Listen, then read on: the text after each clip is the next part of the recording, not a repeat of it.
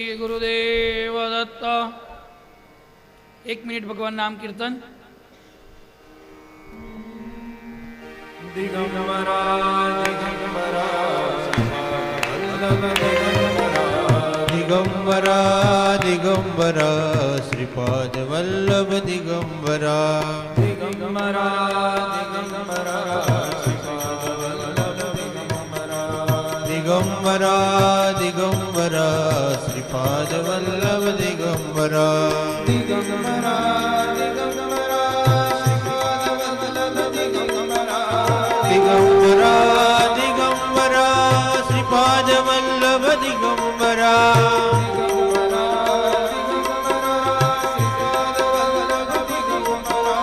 दिगंबरा दिगंबरा श्रीपाद वल्लभ दिगंबरा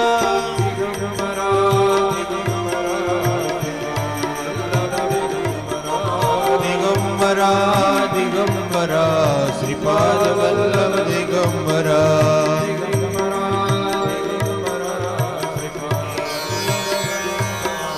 दिगंबरा दिगंबरा श्रीपाद वल्लभ दिगंबरा। अवधूत चिंतन श्री गुरुदेव। हरिशरणम भक्तवत्सल भगवाननी विशिष्ट કૃપા જ્યારે થાય છે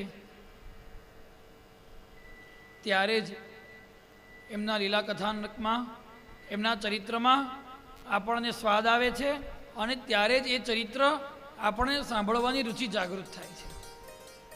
આવા મહારાજ સ્વામી સમર્થ ભગવાન મહોળ ગામમાં બિરાજતા હતા અને મહોળથી એ સોલાપુર પધાર્યા. સોલાપુર શહેરની અંદર આવા અનેકવિધ પ્રકારના અંતર્યામિત્વપૂર્ણ ચમત્કારો સર્જતા સર્જતા એક વખત માણેકનગરની અંદર માણેક પ્રભુ મહારાજ જ્યારે પ્રત્યક્ષ પ્રથમ માણેક પ્રભુ બિરાજતા હતા ત્યારે માણેકનગરના દ્વાર ઉપર આ ભવ્ય દિગંબર આજાન બાહુ મૂર્તિ મહારાજ સ્વામી સમર્થ પ્રગટ થયા. માણેક પ્રભુએ ધ્યાનમાં જોયું કે એમના મહાદ્વાર ઉપર કોઈ સિદ્ધ અવતારી પુરુષ પ્રગટ થયા છે.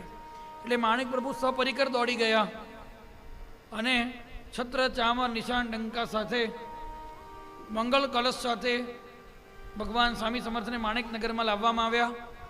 માણેક પ્રભુએ સ્વયં પોતાના સિંહાસન ઉપર એમને પ્રતિષ્ઠિત કર્યા અને વિધિપૂર્વક સમર્થનું પૂજન કર્યું. સમર્થે માણેક પ્રભુને આશીર્વાદ આપ્યા અને બધાની સામે જ માણેકનગરથી અંતર ધ્યાન થઈ ગયા. ત્યારે માણેકનગરમાં માણેક પ્રભુના ખાસ શિષ્ય બાબા સબનીસ નજીક બેઠા હતા. આ માણેક પ્રભુ પોતે એક દત્ત અવતાર છે. આપણે બોલીએ છીએ ને, જાઉં અક્કલકોટમાં શું સ્વામી રાજ હશે ત્યાં, માણેકપુરે પ્રભુ પાસવા માહુર ગઢેવા કે કહા. તો માણેકનગરની અંદર દત્ત અવતાર પ્રથમ શ્રી માણેક પ્રભુ મહારાજ 26 વર્ષ સુધી બિરાજ્યા અને માત્ર 26 વર્ષની ભર યુવાની ઉંમરમાં એમણે જીવત સમાધિ લીધી. આજે પણ માણેકનગરમાં શ્રી પ્રભુ મહારાજની જીવત સમાધિ છે અને ત્યાં ગાદી પરંપરા છે. અને એમણે સમાધિ લેતા પહેલાં એમના ભત્રીજાને, નામ મારા સ્મરણમાંથી નીકળી ગયું છે, પણ એમના ભત્રીજાને ગાદી પર બેસાડ્યા. એ દ્વિતીય માણેક પ્રભુ કહેવાયા અને એ પરંપરાથી, વંશાનુગત પરંપરાથી તપસ્વીઓ એ ગાદીને અલંકૃત કરે છે. અને વર્તમાનમાં માણેકનગરમાં 9મા માણેક પ્રભુ શ્રી જ્ઞાનરાજ માણેક પ્રભુ મહારાજ બિરાજે છે, જેઓ વર્તમાન સમયની દક્ષિણ ભારતની એક વિશિષ્ટ વિદ્વત વિભૂતિ પણ છે અને વેદાંતની અંદર ખૂબ સારું લોકોનું પથ પ્રદર્શન કરે છે. અને વ્યક્તિગત રીતે હું એમને ખૂબ આદર આપું છું, ખૂબ માન આપું છું, કારણ કે સિદ્ધપીઠ ઉપર પ્રતિષ્ઠિત વ્યક્તિ એ વ્યક્તિત્વધારી વ્યક્તિ નથી રહેતી, પરંતુ મૂળ સમાધિસ્થ મહાપુરુષ એની અંદર પ્રકાશ પૂરતા હોય છે. તો જ્યારે સ્વામી સમર્થ મહારાજનો અવતાર થયો ત્યારે માણેક પ્રભુ મહારાજ માણેકનગરમાં બિરાજતા હતા અને જ્યારે બાબા સબનીશ સ્વામી સમર્થન અંતર ધ્યાન થવાથી માણેક પ્રભુ મહારાજને પ્રશ્ન કરે છે કે પ્રભુ મહારાજ, આ દિવ્ય દિગંબર મહાપુરુષ જે અહીંયા પધાર્યા હતા, આજાન બાહુ હતા, પ્રચંડ કાય હતા, એ કોણ હતા? ત્યારે માણેક પ્રભુ મહારાજ કહે છે કે સામાન્ય કળિયુગના જીવો એમને ઓળખી શકતા નથી. જ્યાં સુધી જ્ઞાન દ્રષ્ટિ પ્રાપ્ત થતી નથી ત્યાં સુધી દત્ત ભગવાનને ઓળખવા એ અત્યંત મુશ્કેલ દેવતાઓ માટે પણ છે. અહીંયા આગળ પ્રગટ થનાર યોગીરાજ એ બીજું કોઈ નથી પરંતુ આજથી 350 વર્ષ પૂર્વ કરદળી વનમાં અંતર ધ્યાન થઈ ગયેલા સાક્ષાત ભગવાન દત્ત અવધૂત નૃસિંહ સરસ્વતી સ્વામી મહારાજ હતા. અને હવે બહુ જ નજીકમાં એ મહારાષ્ટ્રના સોલાપુર નજીક અક્કલકોટમાં બિરાજશે અને આવનારા ભવિષ્યમાં અક્કલકોટમાં જ સમાધિસ્થ થશે. માટે હવે તમે અહીંયા આગળ બહુ દિવસો ના રહો અને એમની નિજી સેવા કરવા માટે અક્કલકોટ તરફ પ્રયાણ કરો. તો માણેક પ્રભુ જેવા અંશા અવતાર પણ જેમને પૂર્ણ અવતાર ઘોષિત કરે છે એવા સ્વામી સમર્થ મહારાજે જ્યારે અક્કલકોટમાં આવી ગયા હતા અને આ તરફ માણેક પ્રભુ મહારાજે એમના શિષ્ય પરિકરને એમ કહ્યું કે હવે ભગવાન સ્વયં પૂર્ણ અવતારે અક્કલકોટમાં લીલા કરવાના છે, એટલે હું મારી લીલાઓનું સંવરણ કરું છું. અને જ્યારે માણેક પ્રભુ મહારાજે માણેકનગરમાં જીવત સમાધિ લીધી તે વખતે અક્કલકોટમાં સ્વામી સમર્થ મહારાજ બાબા સબનીશને કહે છે, માણિકા ચલા ગયા, માણિકા ચલા ગયા. અને સ્વામી સમર્થ મહારાજ સ્નાન કરે છે. શેનું સ્નાન કરે છે? ભાઈ મારો ભાઈ છે, ગુરુભાઈ છે, તો સગો ભાઈ જ્યારે દેહ છોડે ત્યારે જે પ્રકારે બીજો ભાઈ સૂતક પાળે એવી રીતે સ્વામી સમર્થ મહારાજ અક્કલકોટની અંદર તે દિવસે સ્નાન કરે છે. અછલિયાના રાવ સાહેબ જ્યારે શરીર છોડે છે ત્યારે બપોરે 1:30 વાગે ગુરુ મહારાજ ચોકડીની અંદર સ્નાન કરવા બેઠા. એટલે આમ 2:30 વાગે 3 વાગે સ્નાન કરે બાપજી. 1:30 વાગે ખખડાટ થયો એટલે માજીએ પૂછ્યું કે એલા કોણ છે? એટલે બાપજી કહે છે એ તો માજી હું જ. તો માજી કે કેમ આજે વહેલા? ત્યારે ગુરુ મહારાજ કહે છે માજી આપણો રાવ ગયો. પછી બીજે દિવસે સમાચાર આવ્યા અછાલિયાથી કે રાવ સાહેબનું શરીર શાંત થયું છે. તો આવી રીતે મહાપુરુષોની જોડે જેમણે નિકટવર્તી સંબંધો કેળવ્યા છે એમના ઉપર મહાપુરુષો પોતાનો અત્યધિક પ્રેમ વરસાવતા હોય છે. આમ સ્વામી સમર્થ મહારાજના અક્કલકોટમાં આગમન થાય એ પહેલાં બાબા સબનીશ અક્કલકોટમાં આવી ગયા. આવી અગમ્ય પ્રેરણાથી શ્રીપાદ શાસ્ત્રી પણ અક્કલકોટમાં આવી ગયા. મહારાજના જ મોકલેલા પૂર્વજન્મના ગાણગાપુરના ભક્ત જે હરણહરણી હતા એ પણ ચોળપ્પાના રૂપની અંદર અક્કલકોટમાં જન્મ લઈને મોટા થઈ ગયા. અને કોલ્હાપુર રાજધાનીના એ વખતે કોલ્હાપુર રાજ્ય રજવાડું હતું અને અક્કલકોટ રજવાડું હતું. અને એ વખતના અક્કલકોટ નરેશ શ્રીમંત માલોજી મહારાજ સોલાપુરની અંદર સમર્થે કરેલી લીલાઓ એમને જાણવામાં આવી એટલે પોતાના સૈન્ય સાથે સોલાપુર પધાર્યા, સમર્થના દર્શન કર્યા અને સમર્થને વિનંતી કરી કે આપ અક્કલકોટ પધારો અને અક્કલકોટને પાવન કરો. ત્યારે મહારાજ કહે છે હમકો સંભાળ પાઓગે? શું કહે છે? હમકો સંભાળ પાઓગે? કેવલાનંદ બાબા કાયમ બાપજી માટે એવું કહેતા કે મોટા ઓર અવધૂત અતિશય વિકટ.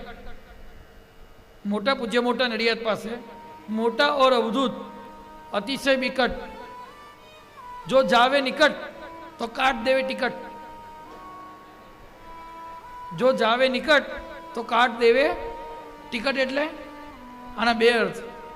જો એની નિકટ જશો તો તમે શરીર સંસારના લાયક રહી શકશો, પણ જો એની નજીક જશો તો તમારી ટિકિટ અહીંથી કપાઈ જશે, પણ ત્યાં આગળ ભગવાનના દરબારમાં તમારી એન્ટ્રી થઈ જશે. તો મહાપુરુષોની વાણી સમજવામાં થોડી અઘરી હોય છે. મહાપુરુષોના દર્શન બહુ મુશ્કેલથી થાય છે.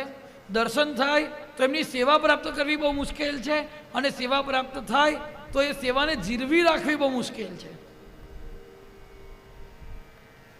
એમની નજીક રહેવું એટલે અગ્નિની નજીક રહેવું. અવતારી મહાપુરુષોની સેવામાં રહેનારે કેવી રીતે રહેવું જોઈએ?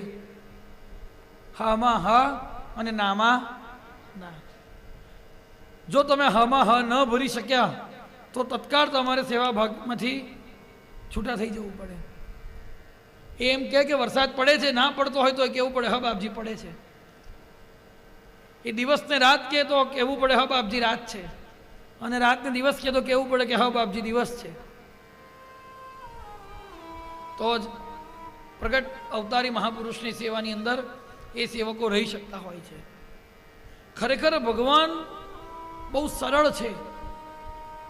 ભગવાનની જે ભગવત્તા છે એ બહુ સરળ છે, બહુ સુલભ છે.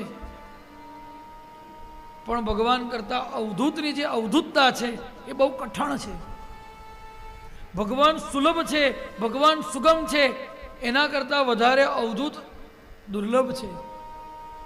ભગવત્તા સહેલી છે, અવધૂતતા અઘરી છે. ભગવાન થવું સહેલું છે, અવધૂત થવું અઘરું છે. અને એના કરતાં પણ વધારે અઘરું શું છે? આવા જે અવધૂત છે એની સેવામાં રહેવું એના કરતાં વધારે અઘરું છે. કદાચ ત્યાં સુધી હું કહેવાનો દુસ્સાહસ કરી શકું કે અવધૂત થવું પણ સહેલું છે, પરંતુ અવધૂતની સેવામાં રહેવું વધારે અઘરું છે. એ તો ભાગ્યશાળી એવા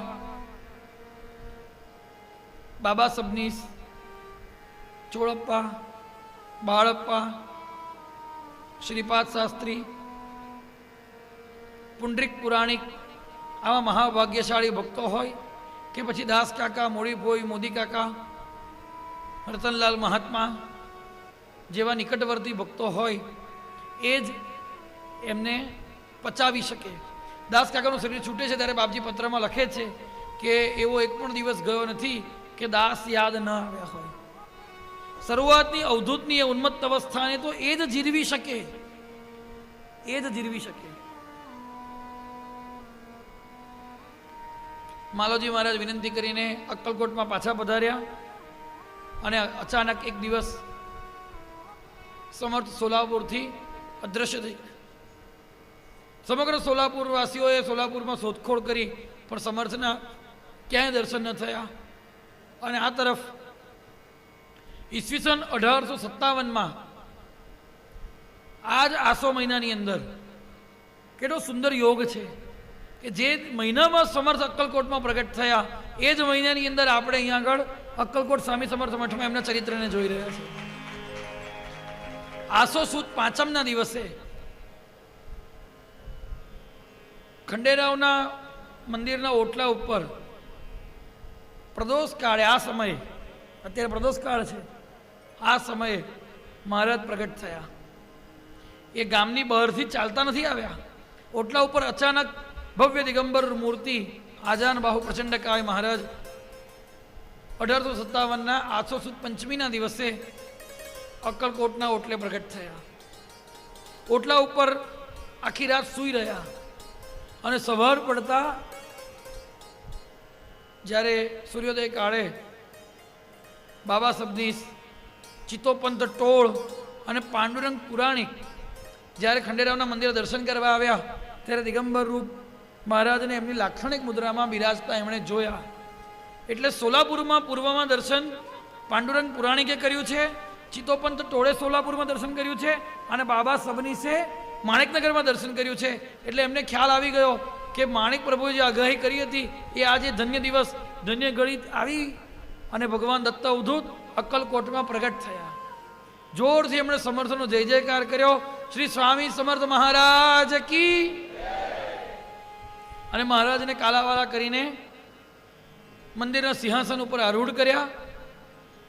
દિવ્ય સુગંધિત તેલ ચોળીને એમને સ્નાન કરાવવામાં આવ્યું અને વિધિવત રીતે મહારાજ સ્વામી સમર્થની આ ત્રણ વ્યક્તિઓએ પૂજા કરી. ચિત્તોપંત ટોળની ધર્મપત્ની હતી જેનું બાઈ હતું નીરાબાઈ. આ નીરાબાઈએ નૈવેદ્યમાં લાડુ બનાવ્યા અને સમર્થને સાથે બીજા 3-4 બ્રાહ્મણોને જમવા બેસાડ્યા ખંડેરાવના મંદિરમાં. પૂજનનો પ્રકાર છે કે નૈવેદ્ય આવે તો પૂજન પૂરું કરીને ભગવાનને જ્યારે જમવા બેસાડ્યા તે વખતે થોડાક લાડુ એણે બચાવી રાખ્યા હતા કબાટની અંદર સંતાડીને. અડધા લાડુ ચૂલા પાસે મૂક્યા હતા અને થોડાક જ લાડુ જે બધું પીરસવાની સામગ્રી હતી એની સાથે મૂક્યા હતા. સમર્થને જમવા બેસાડ્યા અને જેમ એમના ભાણામાં એક લાડુ મૂક્યો ત્યાં મહારાજ બોલ્યા, કાંઈ બાઈ, કાંઈ કરતી? કેમ બાઈ, શું કરે છે? થોડા લાડુ કબાટમાં સંતાડ્યા છે, થોડા લાડુ ચૂલે સંતાડ્યા છે અને થોડા લાડુ અહીંયા મૂક્યા છે. હું ગણપતિ છું, બધા ખાઈ જઈશ. હું ગણપતિ છું, બધા ખાઈ જઈશ. તો પ્રથમ દિવસે મહારાજે પોતાનું પ્રથમ મંગળ ગણપતિ સ્વરૂપ પ્રગટ કરીને બતાવ્યું છે કે પંચાયત દેવોમાં હું સ્વયં ગણપતિ છું. મીરાબાઈ સમજી ગયા કે આ કોઈ સામાન્ય સાધુ નથી, આ અંતરની વાત જાણી ગયા. મારી ચોરી પકડાઈ ગઈ, માફી માગી, બધા લાડુ સમર્થની પાસે લાવીને મૂકી દીધા અને લગભગ ત્યાં હાજર રહેલા બધા જ લાડુનું સમર્થે ગણપતિ તો અનંત કોટી બ્રહ્માંડ જે સમવ્યા ઉદરની માય, લંબોદર તુજને કયો, શ્રુતિ સ્મૃતિ જસ ગાય. બધામાં ગુરુ મહારાજની શોભાયાત્રા નીકળી હતી બાપજીની અને ત્યારે આગળ વિઠ્ઠલ કાકા ચાલે ને જોર જોરથી અનંત કોટી બ્રહ્માંડ નાયક રાજાધિરાજ મહારાજ યોગીરાજ બિરુદાવલી બોલાવે. થોડી થોડી વાર બિરુદાવલી બોલાવે એટલે બાપજી કહે છે કે અલા કેટલા બ્રહ્માંડોને સાચવવાના. બાપજી કહે છે ત્યારે વિઠ્ઠલ કાકા કહે છે અનંત કોટી બ્રહ્માંડ જે સમવ્યા ઉદરની માય, લંબોદર તુજને કયો, શ્રુતિ સ્મૃતિ જસ ગાય. બાપજીના પેટની સામે હાથ બતાવીને કહે છે. બદામમાં બાપજીનો મુકામ અને આપણા ઓફિસમાં સેવા કરે છે નવીન કાકા, એમના પિતાજી જોડે પગે લાગવા ગયા. એ મેટ્રિકમાં પાસ થઈ ગયા હતા. એ વખતે સરકાર અમુક વિદ્યાર્થીઓને સ્કોલરશીપ આપતી હતી, તો એમાં એમને સ્કોલરશીપ લાગી હતી અને અમુક પૈસાનું ઇનામ મળવાનું હતું. એ જ દિવસે સવારમાં એમને ખબર પડી. એમણે એમના પિતાજી સિવાય કોઈને કહ્યું નહીં. પગે લાગવા ગયા એટલે બાપજી કહે છે નવીન પેંડા લાવ્યો? કે કેમ બાપજી? તો કે તું પાસ થઈ ગયો ને? તો કે બાપજી તમને કોણે કીધું? તો બાપજી કહે છે આ લોકો અમસ્તો જ મને અંતર્યામી થોડા કહે છે. આ લોકો અમસ્તો જ મને અંતર્યામી થોડા કહે છે. અહીંયા બાપજી એક સાથે બે વાત કીધી. એક તો સ્વયં શ્રી મુખે કહ્યું કે હું અંતર્યામી છું, છતાં એવું સીધું કરતા ભાવ પોતા પર આરોપિત ના કર્યો. આ લોકો કહે છે કરતુમ અકર્તુમ અન્યથા કરતુમ. આ લોકો કહે છે હું છું નહીં, છતાં પણ હું છું. ત્યાં નૈવેદ્ય આરોગીને સમર્થ ગામની બહાર ભાગોળે જઈને વગડામાં એક ઝાડ નીચે બિરાજમાન થયા. એટલે ગામના કેટલાક લોકોએ પરીક્ષા કરવા માટે ચીલમ આવે ને, ગાંજો પીવાની ચીલમ, એ ચીલમની અંદર ભરી સામગ્રી અને સળગાવ્યા વગર ચીલમ આપી. સળગાવ્યા વગર ચીલમ આપી. હવે તમે આગળ કોઈ ચીલમ કે હુક્કો પીતા નથી, પણ એ સળગાવીને બરાબર તપાવો તો જ એને પી શકાય. જેવી રીતે સિગરેટ કે બીડી સળગાવ્યા વગર બીડી તમને આપે ને તમે કહે કે તમે બીડી પીઓ તો તમે કેવી રીતે પી શકો? પણ સમર્થને હુક્કો ચીલમ સળગાવ્યા વગર આપી. સમર્થ એમના ડાબા હસ્તની અંદર લીધી, જેવી મોઢા પાસે મૂકી અને જોરથી ફૂંક મારી, એની સાથે ચીલમ સળગી ગઈ. એટલે લોકો સમજી ગયા કે ના, આ પેલા લોકોએ જે પગે લાગ્યા પૂજા કરીને તે બરાબર છે, આ સિદ્ધ સંત છે. અને આટલી વારમાં વાત એકબીજાના કાને જતા જતા જતા બપોર થાય ત્યાં સુધીમાં તો રાજ દરબારમાં રાજગઢમાં વાત પહોંચી અને માલોજી મહારાજના કાને વાત પડી કે એક ભવ્ય દિગંબર આજાન બાહુ સંત અક્કલકોટની પાદરે વગડામાં બિરાજ્યા છે અને આખું અક્કલકોટ એમના દર્શન કરીને પ્રભાવિત થઈ ગયું છે અને દૂર દૂરથી લોકો દર્શન કરવા માટે દોડતા આવે છે. અને ત્યાં તો રાજાએ દોડ્યો, ચતુરંગીની સેનાને લઈને રાજા પણ દોડ્યો. એની સ્ત્રી પુત્રો વૈભવ સાથે રાજા આવ્યા, દંડવત પ્રણામ કર્યા. અવિરલ અશ્રુપાત રાજાના નેત્રોમાંથી વહી રહ્યો છે અને મહારાજને કહે છે કે મહારાજ આટલું સરસ ગામ છોડીને તમે આગળ વગડામાં શા માટે બેઠા? આ જંગલમાં શા માટે બેઠા? અમારા ગામમાં પધારો પાછા, તમને જે પ્રકારે અનુકૂળતા પડશે એ પ્રકારે વ્યવસ્થા કરીશું. આ દિગંબર મૂર્તિ શા માટે ધારણ કરી છે? તમને જે પ્રકારે અનુકૂળ પડશે તેવા વસ્ત્રો અમે તમને ધારણ કરાવીશું. અને હવે બહુ ફર્યા, હિમાલય ફર્યા. પછી આ વાત કેમ રિપીટ એન્ડ રિપીટ કર્યા કરું છું? કારણ કે આપણા ચિત્તની અંદર સમર્થનું ચરિત્ર ચોંટી જાય. મહારાજ બહુ ફર્યા, હિમાલયમાં ફર્યા, જગન્નાથપુરીમાં ફર્યા, માયાપુરીમાં ફર્યા, નારાયણ સરોવર ફર્યા, દ્વારિકામાં ફર્યા, ગિરનારના પર્વત પર ફર્યા, રામેશ્વરમમાં ફર્યા, કાંચીપીઠમાં ફર્યા,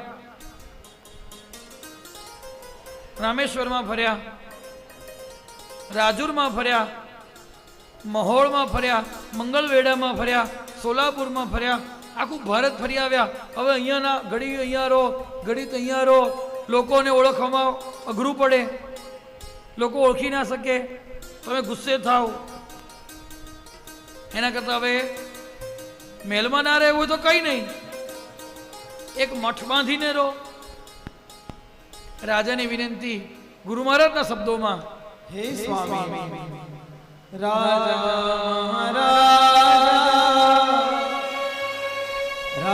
મહારાજા સ્વામી તમને નમે છે. રાજા તમને નમે છે. મહારાજા તમને નમે છે. માંગણો માંગવે છે.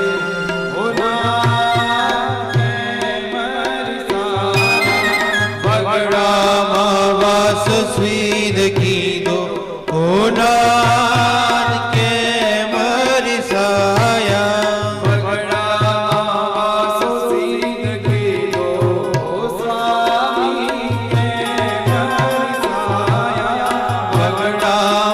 વાસ સ્વીદ કીધો હોનાર કે મરી સાયા.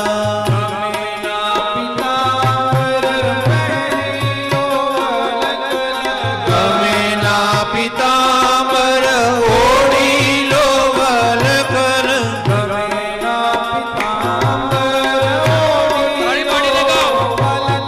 ગમેના પિતાંબર ઓઢી લો વલકર.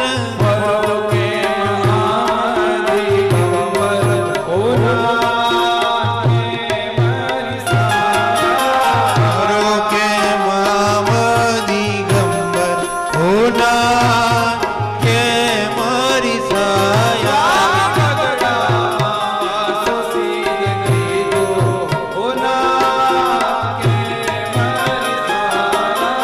બગડામાં વાસો સીધ કીધો હોનાર કે મરી સાયા.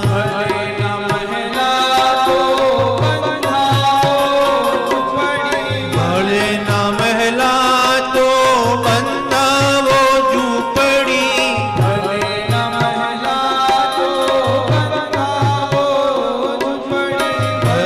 ના મહેલા તો બંધાવો ઝૂંપડી.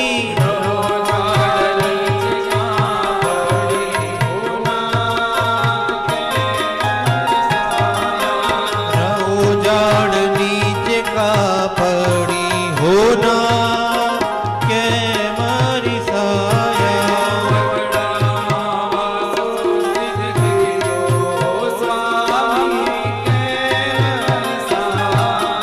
બગડામાં વાસ સીધ કીધો હોનાર કે મરી સાયા.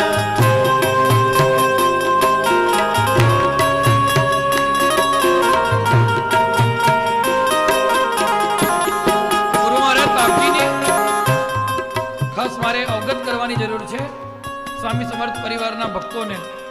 ગુરુ મહારાજ બાપજીની એવી વિશિષ્ટ કલમ છે કે બાપજીએ આપણે બધા ગઈ શકીએ એવા ગરબાઓની અંદર પણ ઔપનિષદ રહસ્ય ભર્યું છે. આ અવધૂત આનંદ ભજન પુસ્તિકાનો એક ગરબો છે, એક ભજન છે, જેને ગરબાની જેમ ગઈ પણ શકાય, રમી પણ શકાય, અને છતાં પણ એની અંદર દત્ત અવતારોની લીલાઓ છે. અને આમ તો એક સ્વતંત્ર વિચાર માગી લેવો વિષય છે અવધૂત આનંદ અંતર્ગત ગરબીઓ. કારણ કે ગુજરાતની અંદર દત્ત અવતાર બાપજી લીલા કરી રહ્યા છે, અને ગુજરાતમાં જ્યારે લીલા કરવાની છે તો ગરબાને સાઈડ ઉપર કરીને ગુજરાતમાં આગળ કેવી રીતે વધી શકાય? તો શાસ્ત્રોના ગૂઢ સિદ્ધાંતોને, ઉપનિષદના ગૂઢ રહસ્યોને સામાન્ય બહેનો ગઈ શકે અને પાછું ગાતા ગાતા એને સમજી શકે, એવી રીતે એમણે એમના સાહિત્યની અંદર વણી લીધું છે. આ ગુરુ મહારાજ બાપજીનું એક અવતાર વૈશિષ્ટ્ય છે, અવતારની વિશેષતા છે. અને અવતાર વિશેષતાનો જ આ એક સુપ્રસિદ્ધ ગરબો જે અવધૂત પરિવારમાં લગભગ ભજનોની અંદર ગવાતો રહેતો હોય છે, એમાં નવરાત્રિઓમાં તો ખાસ ગવાતો રહેતો હોય છે, એવો આ ગરબો છે.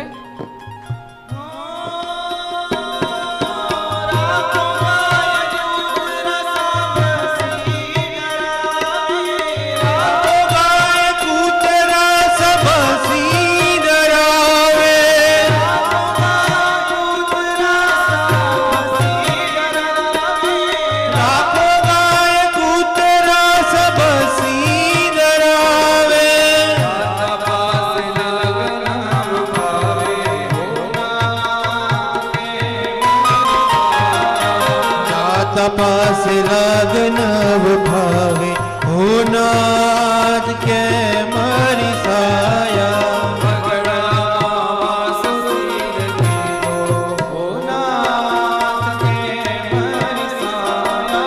બગડામાં વાસો સીધ કીધો હો નાથ કે મારી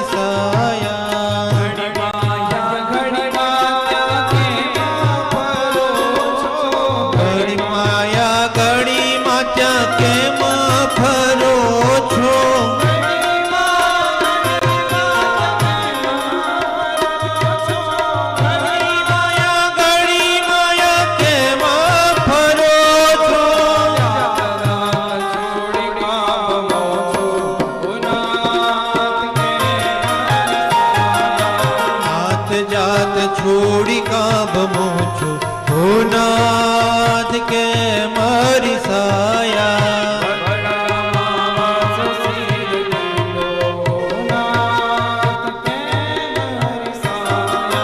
બગડામાં વાસ સીધ કીધો હો નાથ કે મારી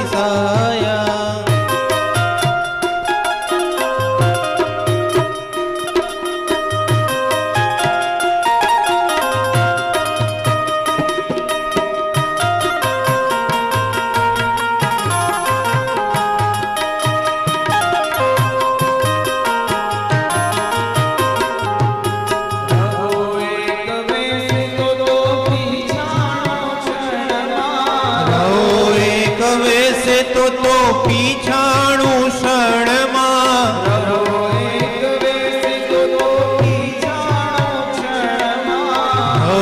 એક વેસે તો પીછાણું શરણમાં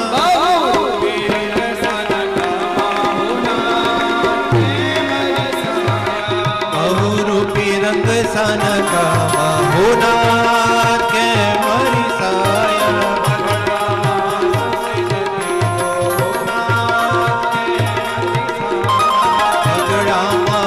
સીધ કીધો હો નાથ કે મારી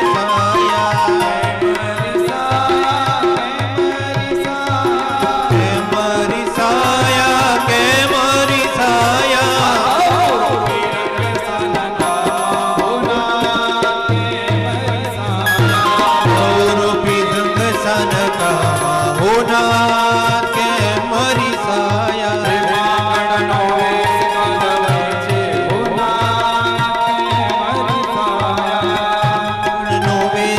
ગમે છે હો નાથ કે મારી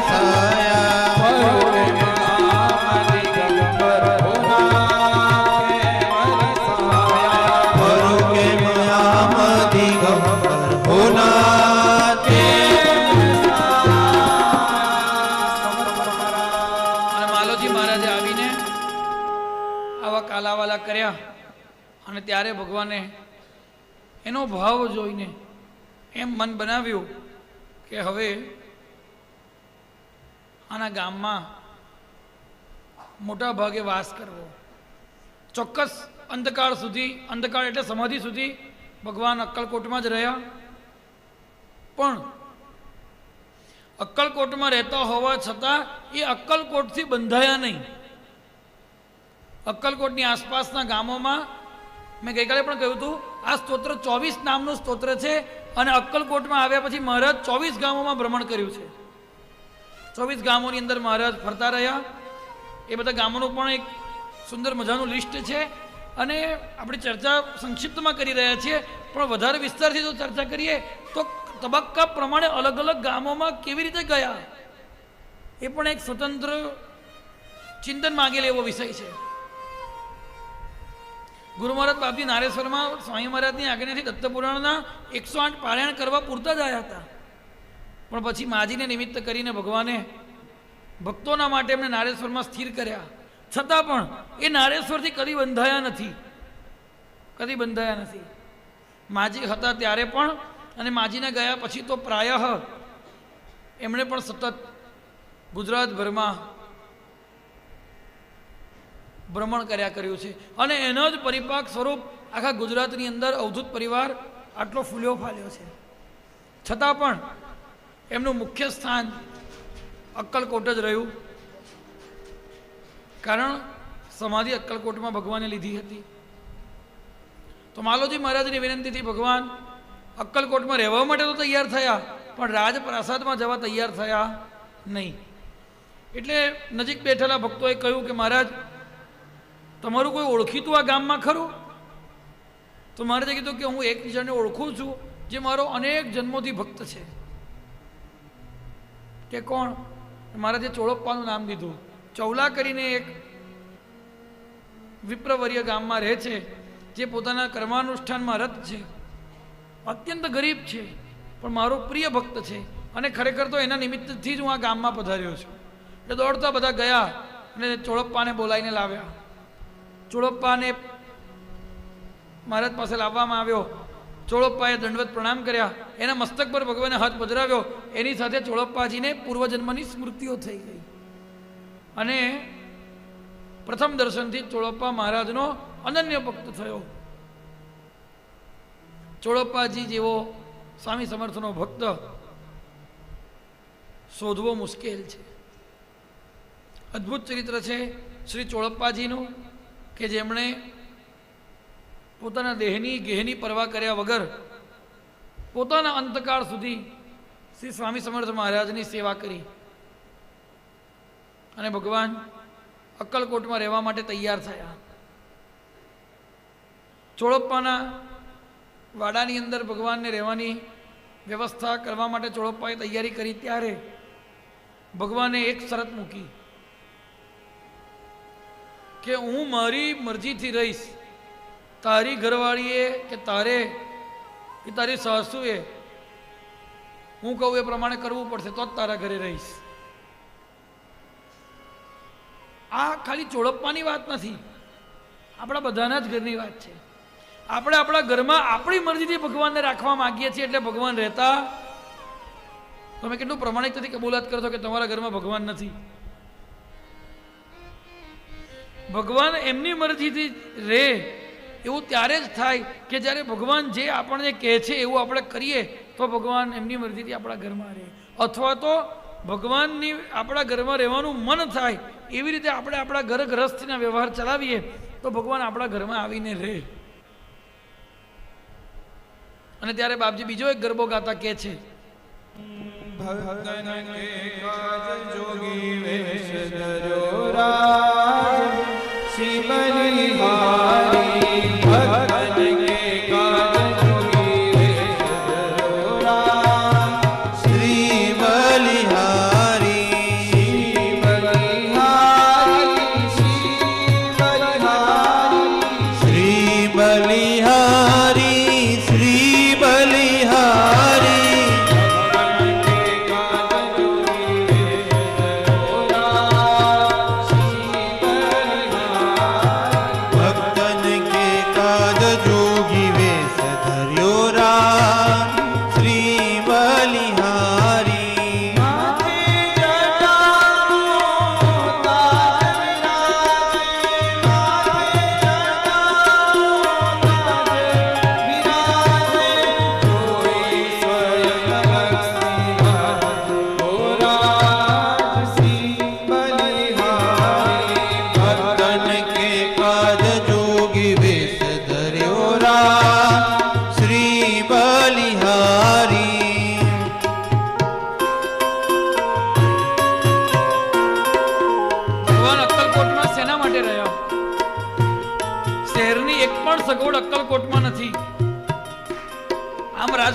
આસપાસના વિસ્તારની રાજધાની છે, રાજાનું રાજવાડું છે, છતાં પણ અત્યંત ગરીબ ક્ષેત્ર છે.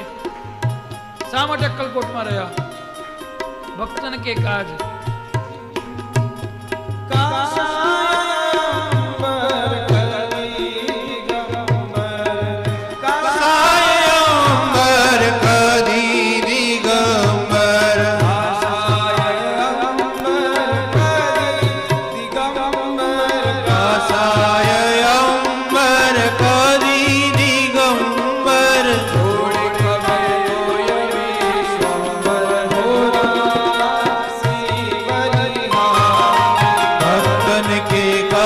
જોગી વેશ ધર્યો રાજી બલિહારી.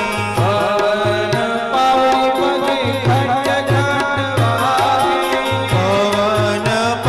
પગે ખટ ખટ વાગે.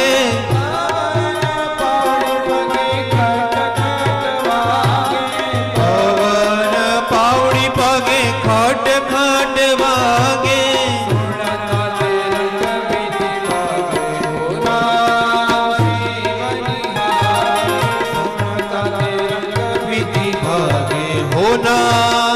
શ્રી બલિહારી.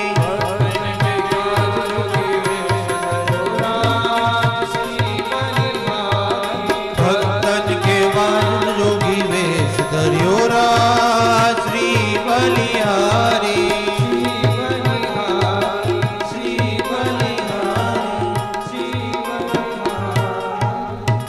આમ ભગવાન ચોળપ્પાના ગરબા પધાર્યા અને અનેકવિધ પ્રકારની લીલાઓની શરૂઆત થાય છે. અક્કલકોટ નગર, અક્કલકોટ ગામ, એને પુરાણોની અંદર પ્રજ્ઞાપુરી કીધું છે. પુરાણોની અંદર એ ક્ષેત્રનું નામ છે પ્રજ્ઞાપુરી. અને એની પણ પહેલાંના પ્રાચીન પુરાણોની અંદર એનું નામ ધીપુરી છે. ધીપુરી. ધી એટલે બુદ્ધિ, બુદ્ધિ એટલે જ અક્કલ. તો અક્કલકોટ શબ્દના પણ 24 અર્થ શ્રી વામનરાવ વામોરીકરજીએ કર્યા છે. અને એટલા માટે જ કદાચ બાપજીએ 24 જ વિશેષણોમાં સ્વામી સમર્થની સ્તુતિ કરી છે. આપણે ચર્ચા કરી રહ્યા છીએ બાપજી રચિત સ્વામી સમર્થ સ્તોત્ર અંતર્ગત અક્કલકોટ વાસીન શબ્દ ઉપર. સ્વામી નમસ્તે અક્કલકોટ વાસીન. અક્કલકોટ શબ્દના 24 અર્થ બાપજીએ વામનકર વામોરીકર મહારાજે કર્યા છે. અક્કલકોટ એટલે બુદ્ધિ, મતિ, પ્રજ્ઞા, ઉપદેશ, ઈચ્છા, જ્ઞાન, મર્યાદા, સત્કાર, સંમતિ, વિચાર, સ્મરણ, અભિપ્રાય, અંતઃકરણ, મનીષા, પ્રેક્ષા, ધી, ધિષણા, ચિત્ત, સંવિત, પ્રતિપત, જ્ઞાપ્તિ, ચેતના અને ઉપલબ્ધિ. આમ 24 પ્રકારની સિદ્ધિઓ, 24 પ્રકારની વિશેષતાઓ જ્યાં બિરાજે છે તે અક્કલ છે. જે કોટ એટલે દિવાલ, કોટ એટલે ગઢ, દુર્ગ, વાડ, કિલ્લો અથવા તો કોટજ. કોટ એટલે કોટજ, વાડ, કિલ્લો, દુર્ગ કે ગઢ. તો બુદ્ધિરૂપી ગઢની અંદર જે બિરાજી રહ્યા છે, પ્રજ્ઞારૂપી કિલ્લામાં જે બિરાજી રહ્યા છે, ઉપદેશરૂપી કોટમાં જે બિરાજી રહ્યા છે, મતિરૂપી ગઢમાં જે બિરાજી રહ્યા છે, વાડમાં જે બિરાજી રહ્યા છે, એ અક્કલકોટના સ્વામી છે. અંતઃકરણ ચતુષ્ટયથી અંતઃકરણના 4 ભેદ છે. આપણે ગત કાર્યક્રમ નવસારીની અંદર અંતઃકરણ ચતુષ્ટયની વાત છેલ્લા દિવસે કરી હતી, યાદ કરો. મન, બુદ્ધિ, ચિત્ત અને અહંકાર. કાર્યભેદથી 4 છે, યદ્યપિ એક જ છે. વિચાર કરે છે તે મન છે, નિર્ણય કરે છે તે બુદ્ધિ છે, અભિપ્સા કરે છે તે ચિત્ત છે, અને કર્તાપણું જે ધારણ કરે છે તે અહંકાર છે. કાર્યભેદથી 4 છે, પણ આ કોઈ ટૂલ્સ નથી, પાર્ટ નથી. હાથ છે, પગ છે, એવી રીતે અલગ અલગ કરણ નથી. એકને જ કાર્યભેદથી 4 કીધા છે. તો આ અંતઃકરણ ચતુષ્ટયનું જ્યારે અતિક્રમણ કરવામાં આવે છે ત્યારે અંતઃકરણની અંદર સર્વસ્વ ચાહમ હૃદય સન્નિવિષ્ઠો ભગવદ્ ગીતા જેને કહી રહી છે, પ્રાણી માત્રમાં માહરી વ્યાપ્તિ પૂર્ણ અભંગ વાસુદેવ મુજને કહે તેથી જ્ઞાની અસંગ. પ્રાણી માત્રના હૃદયમાં ઋષિકેશ ભગવાન એ પરમાત્મા જે અંતઃકરણની અંદર પ્રતિષ્ઠિત છે એ જ નિર્ગુણ નિર્વિકાર નિર્વિશેષ નિરાકાર પરમાત્મા જ આ સગુણ સવિશેષ સાકાર સ્વરૂપે અક્કલકોટ ગામની અંદર બિરાજી રહ્યા છે. આ એક આધ્યાત્મિક તાત્વિક અક્કલકોટનો અર્થ છે, જે પ્રત્યેકના અંતઃકરણની અંદર આત્મા સ્વરૂપે જે પરમાત્મા બિરાજમાન છે, જે પિંડની અંદર આત્મતત્વ રૂપે બિરાજમાન છે, જે બ્રહ્માંડની અંદર પરમાત્મા તત્વ રૂપે બિરાજમાન છે, એ પિંડ અને બ્રહ્માંડની અંદર બિરાજતો હોવા છતાં નિરાકાર છે. એ જ પરમાત્મા સાકાર સગુણ પ્રત્યક્ષ બ્રહ્મનું મૂર્તિમંત સ્વરૂપ થઈને આ અક્કલકોટ ગામમાં બિરાજી રહ્યો છે એવું કહેવા માટે ભગવાન અક્કલકોટમાં બિરાજ્યા. અને જ્યારે ભગવાન આ અક્કલકોટમાં બિરાજ્યા ત્યારે સ્વયં શ્રીમુખે અક્કલ શબ્દના ભગવાને 137 અર્થ કર્યા છે. સ્વયં શ્રીમુખે સ્વામી સમર્થ મહારાજે અ અક્ષર ઉપરથી 137 અર્થ બતાવ્યા છે. એ કહેવાનો સમય મારી જોડે નથી. ક એક અને એની જોડે બીજો અડધો ક જોડાયો, ક અક્કલ. તો 1.5 અક્ષર જે છે આ 1.5 અક્ષરના 263 અર્થ બતાવ્યા છે સ્વયં શ્રીમુખે, અને લ અક્ષરના માત્ર 13 અર્થ બતાવ્યા છે, જે તમે ગ્રંથની અંદર જોઈ શકશો. પણ ગૂઢ વેદાંત છે, લક્ષણાવૃત્તિ છે, જે વાંચવા માટે બરાબર અક્કલને મથવાની જરૂર પડે છે. ગુરુ મહારાજ એક ભજનમાં લખ્યું છે, અક્કલ ગઈ આસમાનમાં યારો સતાવો કામને, પાગલ ભલે પાગલ રહ્યો તેથી તમારું શું કહ્યું. કયું ભજન? છોડી નહીં તોડી દિવાલો મહેલની, બેઠા જઈ મેદાનમાં, ઉપર કડાકે આભ તૂટ્યું તેથી તમારું શું કહ્યું. જ્યારે અક્કલ આસમાનમાં જાય, આસમાનમાં જવી એટલે અક્કલનો નાશ થાય, જ્યારે બુદ્ધિનો નાશ થાય. પરમાત્માના દર્શનમાં સૌથી વધારે અવરોધક જો કોઈ તત્વ હોય તો એ આપણી બુદ્ધિ છે. કારણ કે બુદ્ધિની શક્તિ શું છે? નિર્ણય કરવાનો. એ બુદ્ધિ નિર્ણય શું કરે છે કે સુખ શરીર સંસારમાં જ છે, પત્નીમાં સુખ છે, પતિમાં સુખ છે, બાળકોમાં સુખ છે, ખાવામાં સુખ છે, ઊંઘવામાં સુખ છે. આવો નિર્ણય તમારી બુદ્ધિએ કર્યો છે? હા કે ના બોલો? હા. આ બુદ્ધિએ એવો નિર્ણય કર્યો છે કે સ્વામીના ચરણમાં સુખ છે, સદગુરુના ચરણમાં સુખ છે. આવો નિર્ણય બુદ્ધિએ કર્યો છે? ના. અથવા તો સંસાર અને સ્વામી આ બેમાં કઈ જગ્યાએ સૌથી વધારે આપણી બુદ્ધિ લાગે છે? વિચાર કરો, કઈ જગ્યાએ સૌથી વધારે બુદ્ધિ લાગે છે? સંસારમાં. અને એટલા માટે જ આપણે વારંવાર સંસારમાં આવ્યા કરવું પડે છે.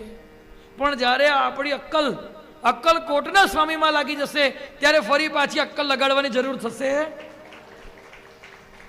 આવું સમજાવવા માટે ભગવાન અક્કલકોટમાં બિરાજ્યા હોય એમ લાગે છે. આ અક્કલને આસમાનમાં મોકલવી એટલે શું? બાપજી લખે છે, અક્કલ ગઈ આસમાનમાં યારો સતાવો કામને. આપણી બુદ્ધિ આપણને સતત ને સતત અધોગતિ તરફ લઈ જાય છે. જરાક આપણું હૃદય શ્રદ્ધા કરતું થાય તરત જ આપણી બુદ્ધિ એમ કે આ બધી વાત છે ને કથામાં સારી લાગે. મઠની અંદર સત્સંગ થાય ત્યારે પંડાલમાં પંખા નીચે બેઠા હોઈએ, ખુરશીમાં બગાસા ખાતા, ત્યારે સાંભળવાની સારી લાગે. એક વખત શાસ્ત્રીજીએ કથામાં એમ કીધું કે ચતુર્માસમાં રીંગણ ખાવા જોઈએ નહીં. તે કથામાં એમની પત્ની બેઠી હતી, એણે સાંભળ્યું એટલે ઘરે જઈને એણે શાસ્ત્રીજી બજારમાં રીંગણનું લાવ્યા હતા, એ રીંગણ ગાયને ખવડાવી દીધા અને દૂધીને બટાકાનું શાક બનાવ્યું. કથા પૂરી કરીને શાસ્ત્રીજી ઘરે ગયા અને એમણે એમની પત્નીને કીધું કે શ્રીમતીજી ભોજનની થાળી પીરસો. એટલે દૂધી બટાકાનું શાક મૂક્યું. શાસ્ત્રીજીને દૂધી ભાવતી નથી એટલે ગુસ્સો કરીને થાળી પછાડીને શાસ્ત્રીજી કીધું, અરે મૂર્ખી, સવારમાં તને રીંગણ લાવીને બજારમાં જે આપ્યા હતા એ રીંગણ બટાકાનું શાક કે ભરેલા રીંગણનું શાક કરવાની જગ્યાએ આ દૂધી બટાકાનું શાક કેમ કર્યું? ત્યારે એમની ગૃહિણીએ કીધું કે મહારાજ, આજે કથામાં તમે જ તો કીધું. શું કીધું? કે ચાતુર્માસમાં રીંગણ ખાવા જોઈએ. તો શાસ્ત્રીજી શું કહે છે ખબર છે?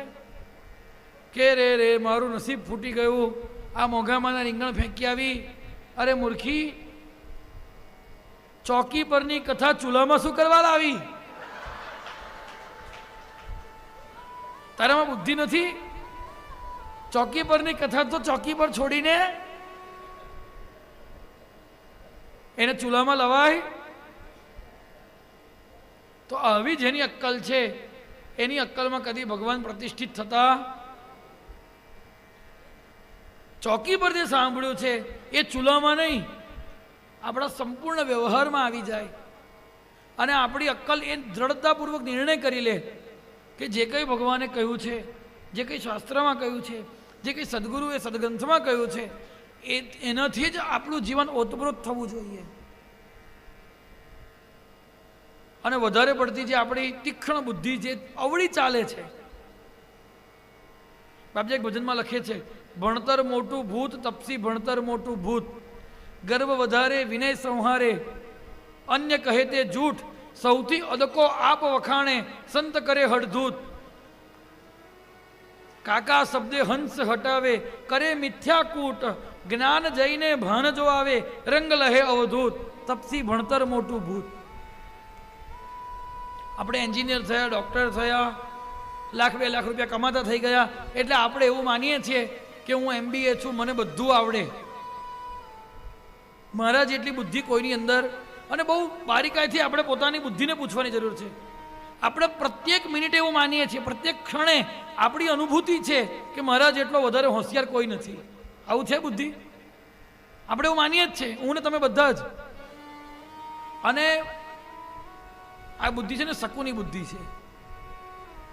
મહાભારતમાં ચરિત્ર આવે છે કે શકુની દુર્યોધનને એમ કહે છે કે દુર્યોધન, આ જગતમાં 1.5 રૂપિયો બુદ્ધિ છે. મારા ઘરની વાત કે તો મહાભારત ખોલીને જોજો. આ જગતમાં 1.5 રૂપિયો બુદ્ધિ છે, એમાંથી 1 રૂપિયો બુદ્ધિ તો મારી જોડે છે. 1.5 રૂપિયા બુદ્ધિમાંથી પાવલી બુદ્ધિ શ્રી કૃષ્ણ જોડે છે અને પાવલી બુદ્ધિમાં આખું જગત વહેંચાયેલું છે. પણ આપણે બધા શકુની કરતા ચડી જઈએ છીએ. આપણે એવું માનીએ છીએ કે મારી જોડે જે અક્કલ છે એવી અક્કલ બીજા કોઈ જોડે. અને આ જ મોટામાં મોટી અને આપણે અક્કલના ઓથમીર છીએ. ખરેખર તો એ જ અક્કલકોટમાં વાસ કરવાને લાયક છે, અથવા તો એ જ અક્કલકોટમાં વસી રહ્યા છે. અક્કલકોટ એટલે કોઈ નો ડાઉટ એ દિવ્ય ધામ છે, પણ આગળ તાત્વિક ચર્ચા કરી રહ્યા છે કે અક્કલકોટ કોઈ પ્લેસની વાત નથી, અક્કલકોટ શુદ્ધ અંતઃકરણની વાત છે કે જ્યાં આગળ કોઈ પણ પ્રકારના કુતર્ક ઊભા થતા નથી. ગઈકાલે આપણે જ્યારે ભગવાનનું ચરિત્ર શ્રવણ કરતા હતા અથવા તો અત્યારે પણ કરીએ છીએ ત્યારે એમ થાય, આવું કર્યું, આવું શક્ય બને ખરું? જ્યાં કોઈ કુતર્કને સ્થાન નથી, જ્યાં પૂર્ણ શ્રદ્ધા છે, પૂર્ણ શરણાગતિ છે, આવી જ બુદ્ધિ જે શરીર સંસારથી વિમુખ થયેલી છે, આવી બુદ્ધિ કે જે શરીર સંસાર કરતા ભગવાનને વધારે મહત્વ આપે છે, આવી અક્કલ કે જેને એ વાત સમજાઈ ગઈ છે કે આ શરીર છૂટે એ પહેલા આ જ નેત્રોથી ભગવાનના દર્શન થઈ જવા જોઈએ, આવી જ અક્કલની અંદર અક્કલકોટના સ્વામી વાસ કરી શકે છે. અને માટે જ ભગવાને અક્કલકોટની અંદર નિવાસ કર્યો. અને જ્યારે આવી અક્કલ થઈ જાય છે ત્યારે જ એ જીવનો અક્કલકોટમાં વાસ થાય છે. અને ત્યારે સ્વામી જે દયાના સાગર છે, દયાબ્ધિ છે, એ અક્કલકોટમાં વસે છે. અને માટે અક્કલકોટના ભક્તો ગાય છે,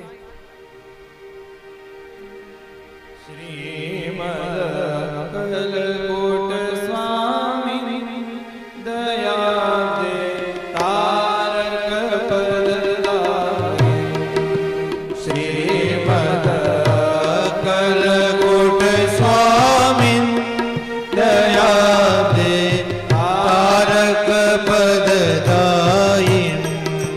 શ્રીમદ અક્કલકોટ સ્વામી દયા દે તારક પદદાયિની. શ્રીમદ અક્કલકોટ સ્વામી દયા દે તારક પદદાયિની.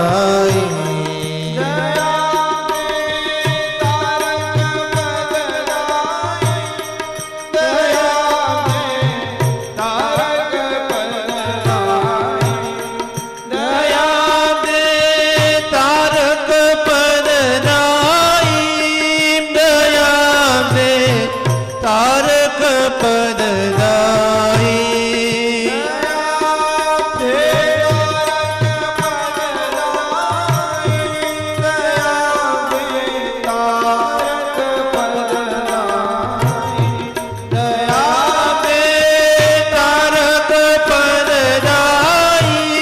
દયા દે તારક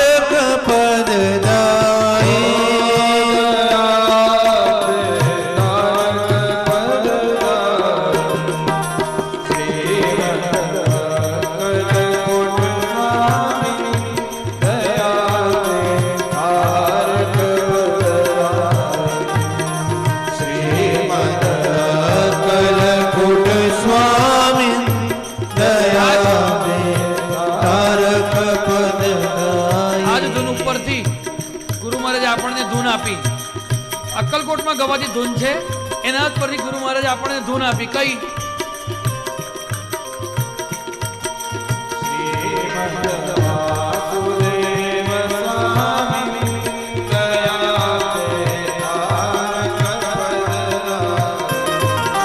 શ્રીમદ વાસુદેવ સ્વામી દયા દે તારક પદદાયિની.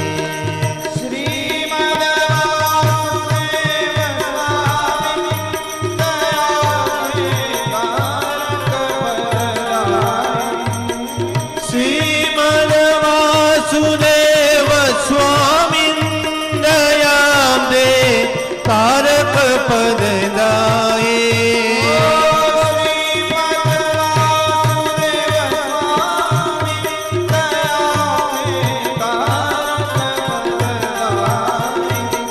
શ્રીમદ વાસુદેવ સ્વામી દયા દે તારક પદદાયિની.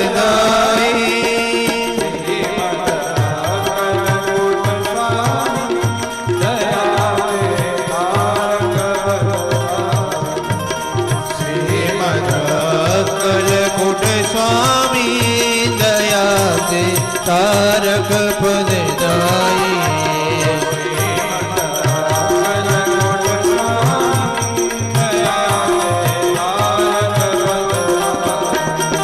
શ્રીમદ અક્કલકોટ સ્વામી દયા દે તારક પદદાયિની.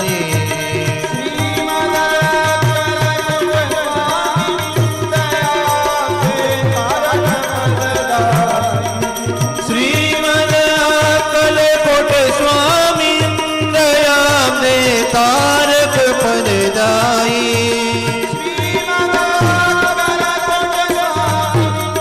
શ્રીમદ અક્કલકોટ સ્વામી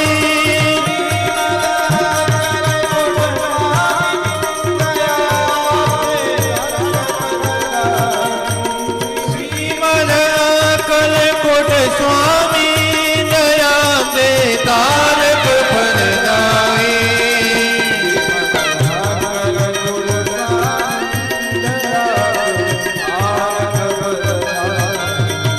શ્રીમદ અક્કલકોટ સ્વામી દયા દે તારક પદદાયિની. દયા દે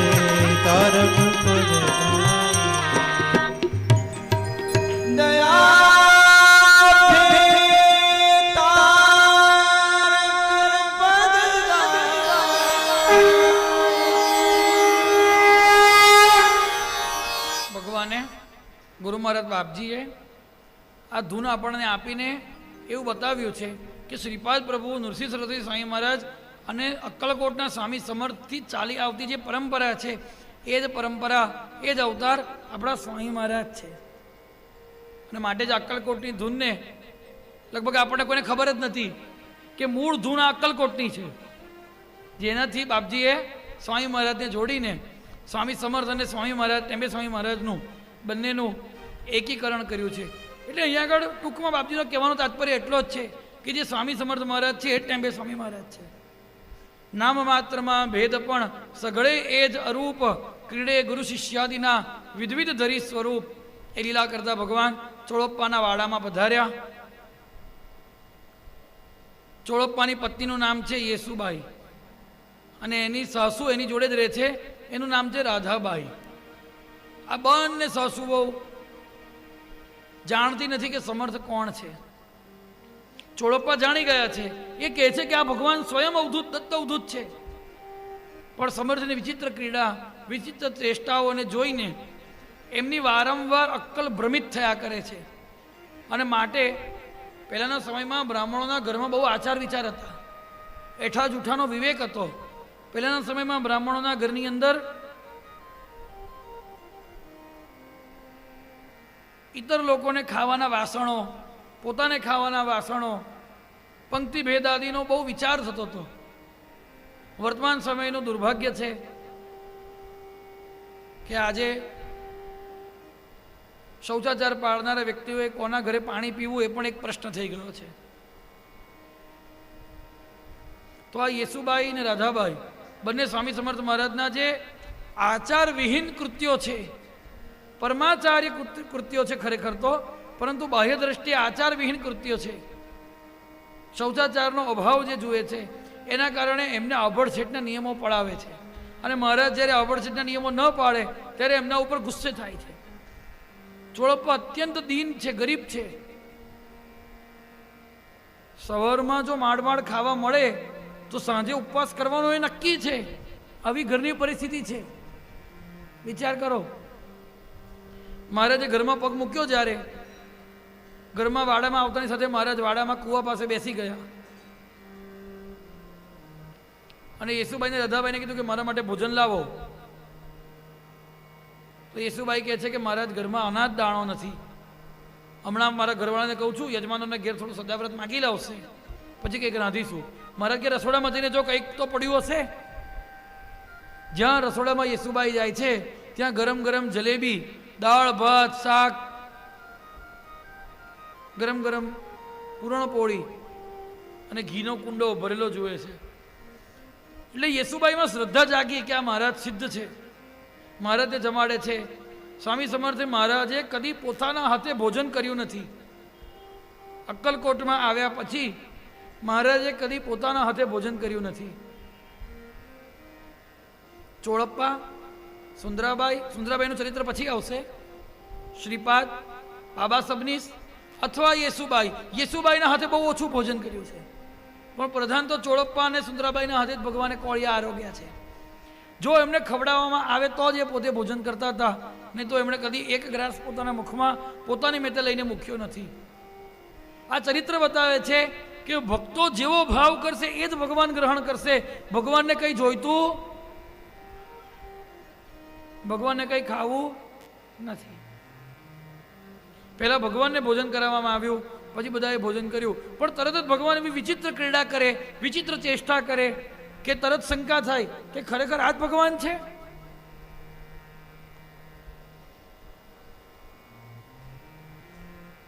ભગવાન બાળ સહજ ક્રીડા કરે, કોઈ વાર રિસાઈ જાય ત્યારે આ આજુબાજુ જે પરિકર છે એ એમને મનામણા કરે. એક વખત ભગવાને એવી વિચિત્ર ક્રીડા કરી કે ચોળપ્પાના ઘરના વાડાની અંદર ઘરમાં પ્રવેશ કરવાના દ્વાર ઉપર પગ પોળા કરીને બેસી ગયા. કોઈએ ઘરમાં આવવાનું નથી. અને ઘરમાં જેવા કોઈ ઘૂસવા જાય એની સાથે જ મહારાજ મોટી મોટી ગાળો બોલે, છૂટા વાસણ બહાર ફેંકે. અલા યેસુબાઈ ને રાધાબાઈ બહાર માથા અફાડે કે આ કઈથી બાવાને લઈ આવ્યા, અમને અમારા ઘરમાં નથી ઘૂસવા દેતો. આખી રાત એક વખત તો બહાર રાખ્યા. કૂવામાં પાણી આવ્યું નહીં. મહારાજની એમની નિત્ય ક્રીડા છે, જ્યારે પાણીનો અભાવ થાય ત્યારે લઘુશંકા કરે. સોલાપુરના સિદ્ધેશ્વર મહાદેવના તળાવમાં લઘુશંકા કરી, મંગળવેડાના કૂવામાં લઘુશંકા કરી, અને અક્કલકોટમાં ચોળપ્પા, હજુ પણ એ ચોળપ્પાનો કૂવો તો છે. તમે ચોળપ્પાના સમાધિ મઠમાં જશો તો ચોળપ્પાના ઘરમાં જતા પહેલા ચોળપ્પાના સમાધિ મંદિરમાં, સ્વામી સમર્થના સમાધિ મંદિરમાં દર્શન કર્યા પછી તમે ચોળપ્પાના ઘરમાં જાઓ ત્યારે બહાર કૂવો છે. એ કૂવામાં લઘુશંકા કરી અને તત્કાળ કૂવામાં જળ, મધુર સ્વચ્છ મધુર જળ પ્રગટ થઈ ગયું. એટલે આવી લીલા જુએ એટલે બધાને શ્રદ્ધા થાય કે ના ના મહારાજ તમે જ ભગવાન છો. પણ તરત મહારાજ શું ક્રીડા કરે ખબર છે? રાંધવાના ચૂલામાં પાણી ભરીને ઘડો ભરીને પાણી રેડી દે, ચૂલો ઓલવી કાઢે. એમના ચરિત્રમાં ત્યાં સુધી આવે છે કે રાંધવાના ચૂલા ઉપર બેસીને ટટ્ટી કરે.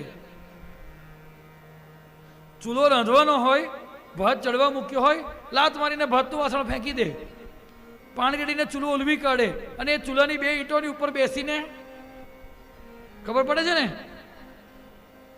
અને યેસુબાઈ માથું અફાડે, રાધાબાઈ ઘાંટા ઘાંટ કરે. એક વખત યેસુબાઈને એવો ગુસ્સો આવ્યો કે મહારાજને ના બોલવાનું બોલી ગઈ. યદ્યપિ આ બધા એવા અંતરંગ ભક્તો છે કે જેમનો અધિકાર છે મહારાજને બોલવાનો. બાપજી પાસે પણ આવું હતું. બાપજી પાસે પણ જો બાપજીના ચરિત્રમાં પડીશું ને તો જે સમર્થના ચરિત્રને ન્યાય આપવો છે તે નહીં આપી શકીએ. એવા કેટલાક નિજ પરિકર હતા બાપજીના પણ કે જે લોકો સીધા બાપજીને કહી શકતા હતા. બાકી બાપજી પાસે કોઈ જાય અને આમ આંખ કાઢીને જુએ તો કોઈની વાત કરવાની તો નહીં, ત્યાં ઉભા રહેવાની તાકાત નથી. એવું જ સમર્થનું છે, સ્ફુલ્લિંગ નેત્ર. એક વખત અક્કલકોટના મહારાજ હાથી પર બેસીને કસે જતા હતા અને અચાનક મન થયું કે લાવો ને મહારાજના દર્શન કરતા જઈએ. એટલે ચોળપ્પાના વાડામાં પધાર્યા. વાડાની બહાર હાથીને ઊભો રાખ્યો અને માલોજી મહારાજ દર્શન કરવા આવ્યા. જેવા વાંકાવાળીને દર્શન કરવા જાય છે, મહારાજ જે ખાટ ઉપર બેઠા છે એ ખાટ ઉપરથી હાથ ઊંચો કરીને ધડામ બનીને એક તમાચો મારી દીધો અક્કલકોટના રાજાને. મહારાજના માથા પરથી મુગટ દૂર પડીને ફેંકાયો. મહારાજ કહે છે મને હાથી બતાવે છે. હાથી પર બેસીને ગયા હતા ને, મર્યાદા છે ગુરુ સ્થાનમાં જઈએ તો ચાલતા જવું, પગપાળા જવું.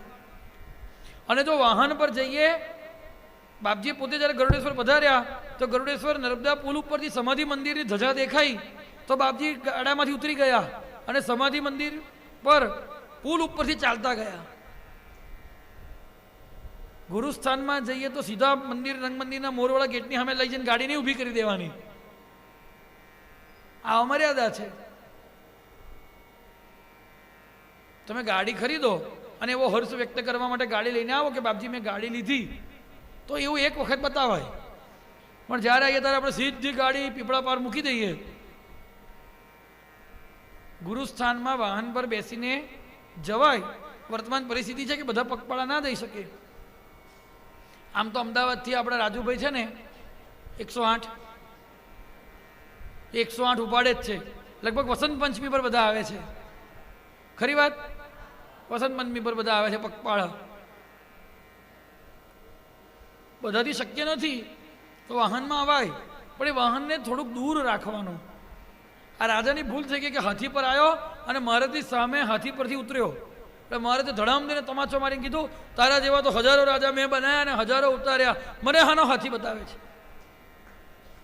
રાજા કહે છે મહારાજ ભૂલ થઈ ગઈ, આજ પછી એ ભૂલ નહીં થાય. માલોજી મહારાજે નિયમ લીધો. શું નિયમ લીધો?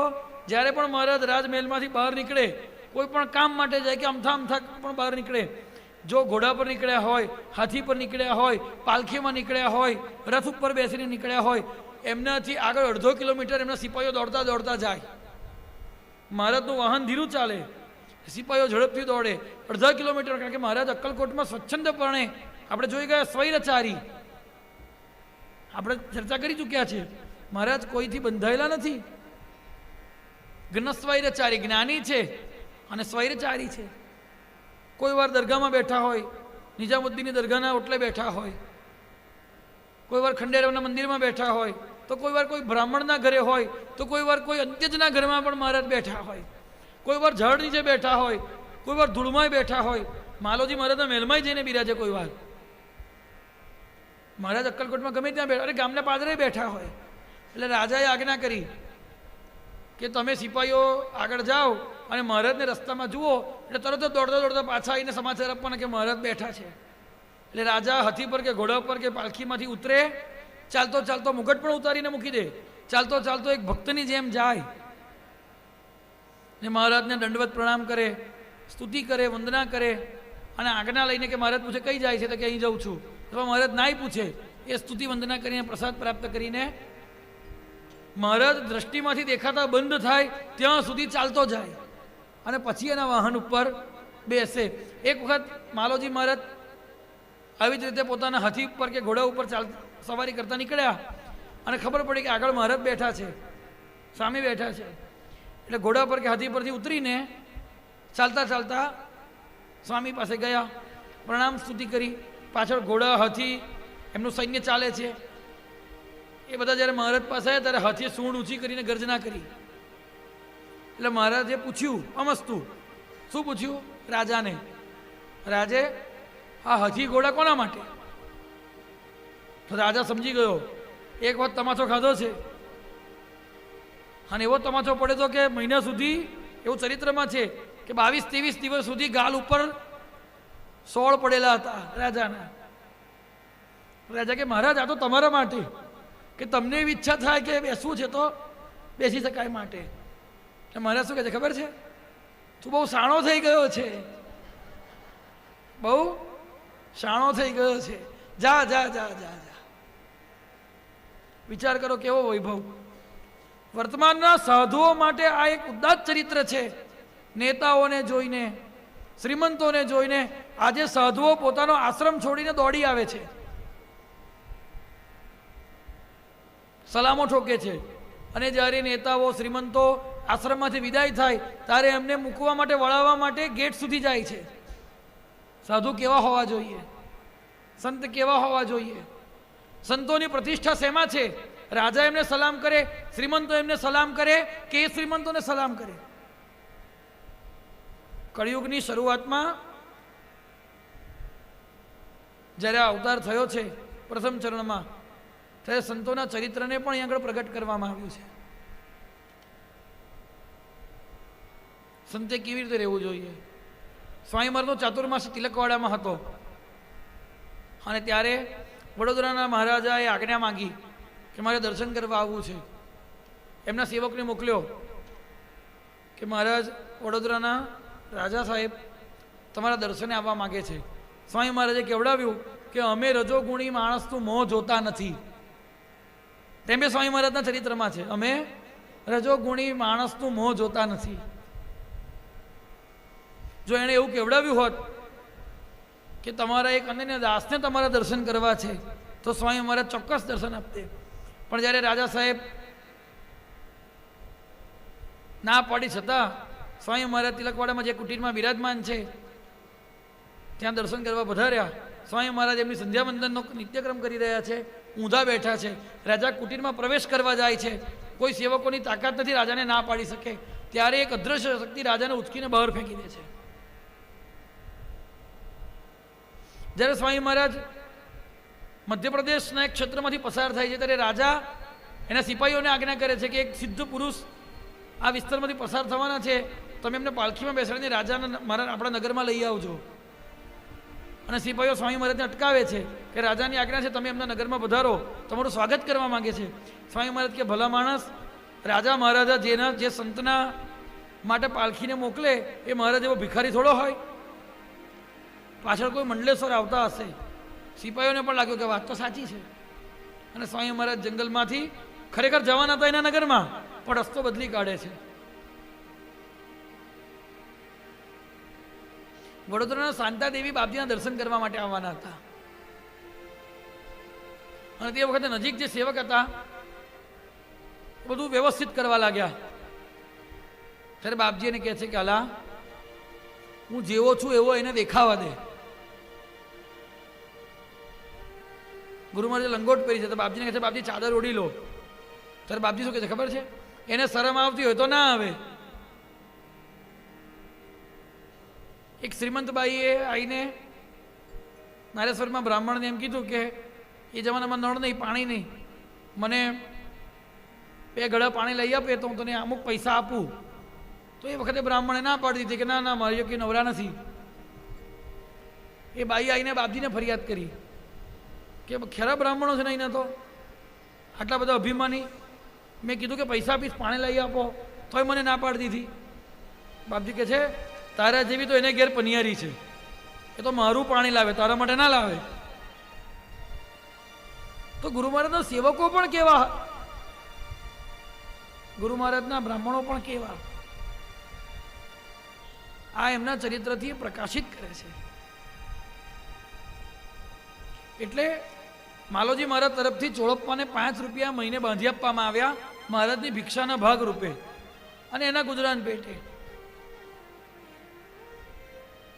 એક વખત મહારાજની આવી ઉદ્દંડ લીલા જોઈને આ યેસુબાઈ કંટાળી ગઈ અને મહારાજને ના બોલવાનું બોલી. એટલે મહારાજ થોડા અકળાયા અને સ્વામી કહે છે क्या मुख से जहर निकालती है. અને એ જ રાત્રે એમને એક વીછી કરડ્યો. કોને? એ કોણ છે? ચોળપ્પાના ધર્મપત્ની યેસુબાઈ. એમને રાત્રે વીછી કરડ્યો. એટલે યેસુબાઈ બૂમો પાડતી પાડતી મહારાજ વીછી કરડ્યો, મહારાજ વીછી કરડ્યો. મહારાજ ખરેખર હસે છે. બરાબર છે, તું એ જ લાગણી છે એમ કે ના ના મહારાજ કૃપા કરો, કૃપા કરો, વીછી કરડ્યો, વીછી કરડ્યો. એ મહારાજ જ્યાં બિરાજ્યા હતા એના વાડામાં ખાટ ઉપર એક પગ મહારાજનો નીચે હતો લટકતો અને નીચે સરસ મજાની રેશમી મોજડીઓ હતી જે પગમાં ધારણ કરાવી હતી રાજાએ. એ પગના અંગૂઠાથી એક મોજડી લીધી ઉચકી અને પગથી એમ દૂર ફંગોળી એની તરફ અને કહે છે લે આમાં હાથ નાખી દે. શું કહે છે? આમાં હાથ નાખી દે. એટલે યેસુબાઈ મોજડીમાં હાથ નાખે ને એટલે પેલા વીછીનું ઝેર ચડતું અટકી જાય, એકદમ ઠંડક થઈ જાય. થોડી વાર થઈ એટલે એમ થયું કે હા મટી ગયું. હાથ બહાર કાઢ્યો એની સાથે તીવ્ર વેદના. અને મહારાજ ખાટ ઉપર એટલા બધા ખડખડાટ હશે કે આખી ખાટ હાલે. બરાબર છે, બરાબર છે, બસ એટલું જ બોલે. શું બોલે? બરાબર છે, બરાબર છે, હાથ લાગણી છે. પાછી પેલી મોજડીમાં હાથ નાખે ત્યાં શાંતિ. યેસુબાઈ આખી રાત મોજડીમાં હાથ રાખીને સૂઈ ગઈ. એને લાગ્યું કે હવે આમાં જ હાથ રાખવો પડશે. સવારે ઉઠી એટલે મહારાજને કંઈક જવું હતું. એ ઉઠી એટલે મહારાજને ઉઠીને એને બૂમ પાડીને ઉઠાડી.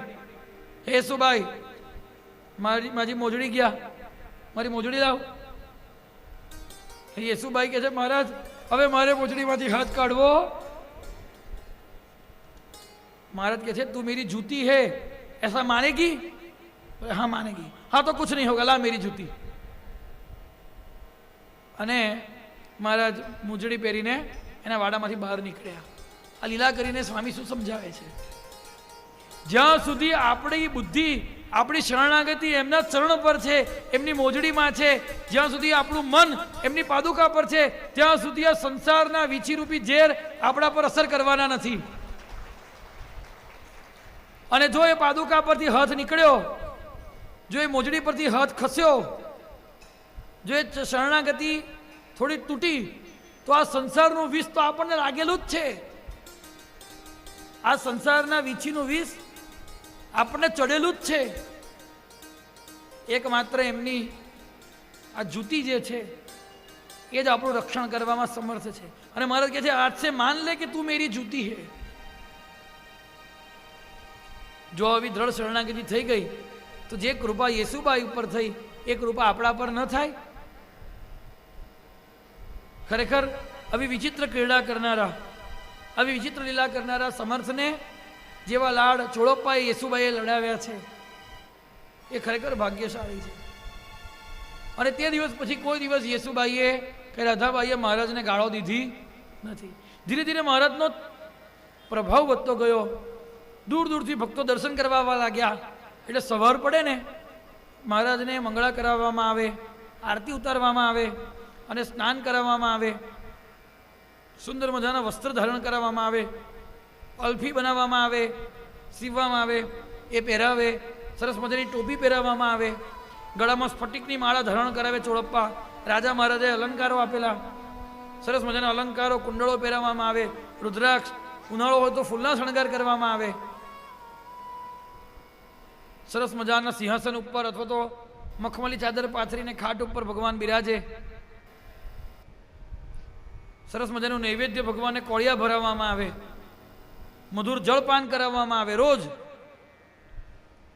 અને મહારાજ પૂર્ણ ઐશ્વર્યથી સિંહાસન ઉપર અથવા ખાટ ઉપર બિરાજમાન થઈને એક ઈશારો કરે, એક આંગળી બતાવે. એનો અર્થ કે એક આરતીની એક જ ટૂંક ગાવાની છે. બે કે એનો અર્થ બે જ અંતરા ગાવાના છે, બે જ ટૂંક ગાવાની છે. મહારાજ પ્રસન્ન મુદ્રાથી બિરાજમાન હોય તો ભક્તો સમજી જાય કે આજે આખી આરતી કરવા દેશે. અને કોઈ વાર જ્યારે ભગવાન પોતાના પૂર્વ ઉગ્ર નૃસિંહ બની જાય તો આરતી લઈને ફેંકી દે, મુગટે તોડી કાઢે. તો કોઈ વખત રિસાઈ જાય નાના બાળકની જેમ અને ખૂણામાં જતા રહે, કોથળું ઓળીને સૂઈ જાય. તો આ ચોળપ્પા, યેસુબાઈ, સુંદરાબાઈ, બાબા સબનીસ, શ્રીપાદ નાના છોકરાને મનાવતો હોય એમ મનાવે. ચાલો ને, નહીં લો ને, ચાલો ને, ખાઈ લો ને. જો હમણાં બધા ભક્તો આવી જશે, ભક્ત આવી ખડા, બારણે બાપડા, હાથમાં લઈ પડા પુષ્પ ફળના. હવે બહુ રિસાવ નહીં, મંદ હાસ્ય કરી ભવ ચિંતા હરી, શાંતિ દે નર હરી. તો વળી સમર્થ માનીએ જાય. ચોળપ્પાના ઘરમાં જે ભગવાનના મુખવટા હતા એ મુખવટાને ઉખાડી લે, એને ઘઉંના પીપળામાં ખોસી દે અને એના મંદિરમાં પલાઠી વાળીને બેસી જાય. એવું લીલા કરીને બતાવે છે કે આ જે ભગવાન છે ને એ ભગવાન નથી, હું સ્વયં ભગવાન છું. એક વખત રમત કરતા કરતા ભગવાને ચોળપ્પાના વાડાની અંદર ઔદુંબરની પ્રતિષ્ઠા કરી. આજે પણ એ ચોળપ્પાના વાડામાં ઔદુંબરનું વૃક્ષ છે. નિત્ય ભગવાન સ્વયં ઔદુંબરને જળ સિંચન કરતા હતા. આવી અનેક પ્રકારની લીલાઓ કરતા કરતા 1857ની સાલથી 10 વર્ષ સુધી ભગવાન ચોળપ્પાના ઘરમાં બિરાજ્યા. કેટલા વર્ષ? હા, 10 વર્ષ બિરાજ્યા. એટલે એવું નહીં કે 10 વર્ષ ત્યાં જ રહ્યા. કોઈ વખત લહેરમાં આવે તો માલોજી મહારાજને કેવડાવે કે ચાલો આ ગામ જવું છે, અથવા ચાલો વનવિહાર કરવા જવું છે. એટલે રાજા છત્ર, ચામર, નિશાન, ડંકો, ઘોડો, હાથી લઈને આવે અને મહારાજને કાલાવાલા કરીને પાલખીમાં બેસાડે અને પાલખી રાજા પોતે ઉપાડે, રાજા પોતે ચામર ડુલાવે અને ભગવાનની પાલખી નીકળે. ગાણગાપુરની અંદર પણ નિત્ય ભગવાનની પાલખી નીકળે છે એ જ ભાવથી. અક્કલકોટમાં પણ ભગવાનની પાલખી નીકળે છે એ જ ભાવથી. અહીંયા આગળ પણ લગભગ દર ગુરુવારે ભગવાનની પાલખી કાઢવામાં આવે છે. એની પાછળ એ જ ભાવ છે કે ભગવાનને વિહાર કરાવવામાં આવે છે. અને વિહાર શાના માટે કરાવવામાં આવે છે? ભગવાન ભક્તોને વિપુલ પ્રમાણમાં દર્શન આપી શકે, ભક્તોના દુઃખ હરી શકે, ભક્તો પર કરુણા વરસાવી શકે. આમહી ભાગ્યવાન આનંદ નિધાન જુરતે હળુસા દત્તાચી પાલખી નિઘાલો ઘેવું દત્તાચી પાલખી.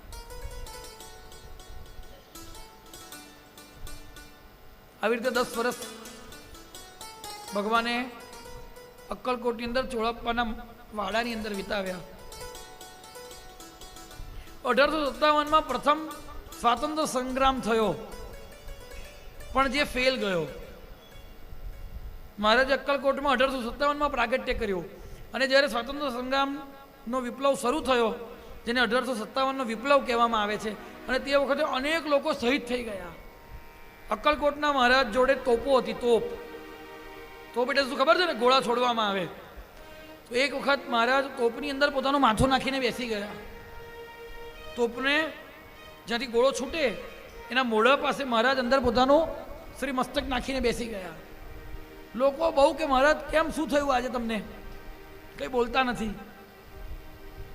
1-1.5 કલાક પછી મહારાજે માથું બહાર કાઢ્યું ત્યારે એમની આંખમાં આંસુ હતા.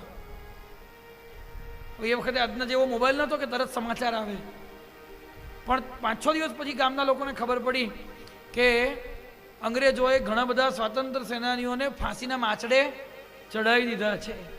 એ જે સમયે ચડાવ્યા હતા એ સમયે મહારાજ તોપની અંદર પોતાનું મસ્તક પધરાવીને બેઠા હતા. જાણે એમ કહેતા હોય કે આ દેશના સ્વાતંત્ર્ય વીરો શહીદ થાય છે એનું મને દુઃખ છે. બાબા સબનીસે પૂછ્યું કે ભગવાન ભારત આઝાદ થશે? ત્યારે મહારાજ સ્વામી બોલ્યા છે કે હજુ ઘણા સમયની વાર છે, આ સંગ્રામ નિષ્ફળ જશે.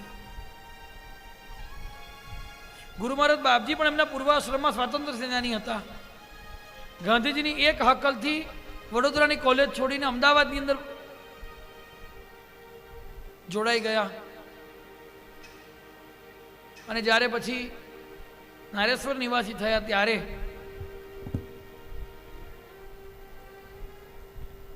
એક વખત ગુરુ મહારાજને સ્વપ્ન આવ્યું. એ સ્વપ્નની અંદર સ્નાન કરવા જતા, ઘાટ ઉપર નારેશ્વરના સ્નાન કરવા જતા એક ગરડી બાઈ, વૃદ્ધ સ્ત્રી જંજીરોથી જકડાઈને બેઠી છે અને ગુરુ મહારાજને કહે છે કે મને બેઠી કરો, મને ટેકો આપો. તો બાપજી એનો સ્પર્શ કરે છે અને એની જંજીર તૂટી જાય છે. અને ત્યારે ગુરુ મહારાજ સ્નાન કરીને આવીને એક પદની રચના કરે છે, જે પાછળથી બાપજીએ સુરતના બિધન શેઠને લખી આપેલું. અને એની રચના થઈ અને થોડાક જ દિવસોની અંદર ઈસવીસન 1947માં અંગ્રેજો ભારત છોડીને જતા રહ્યા. જે પદ હતું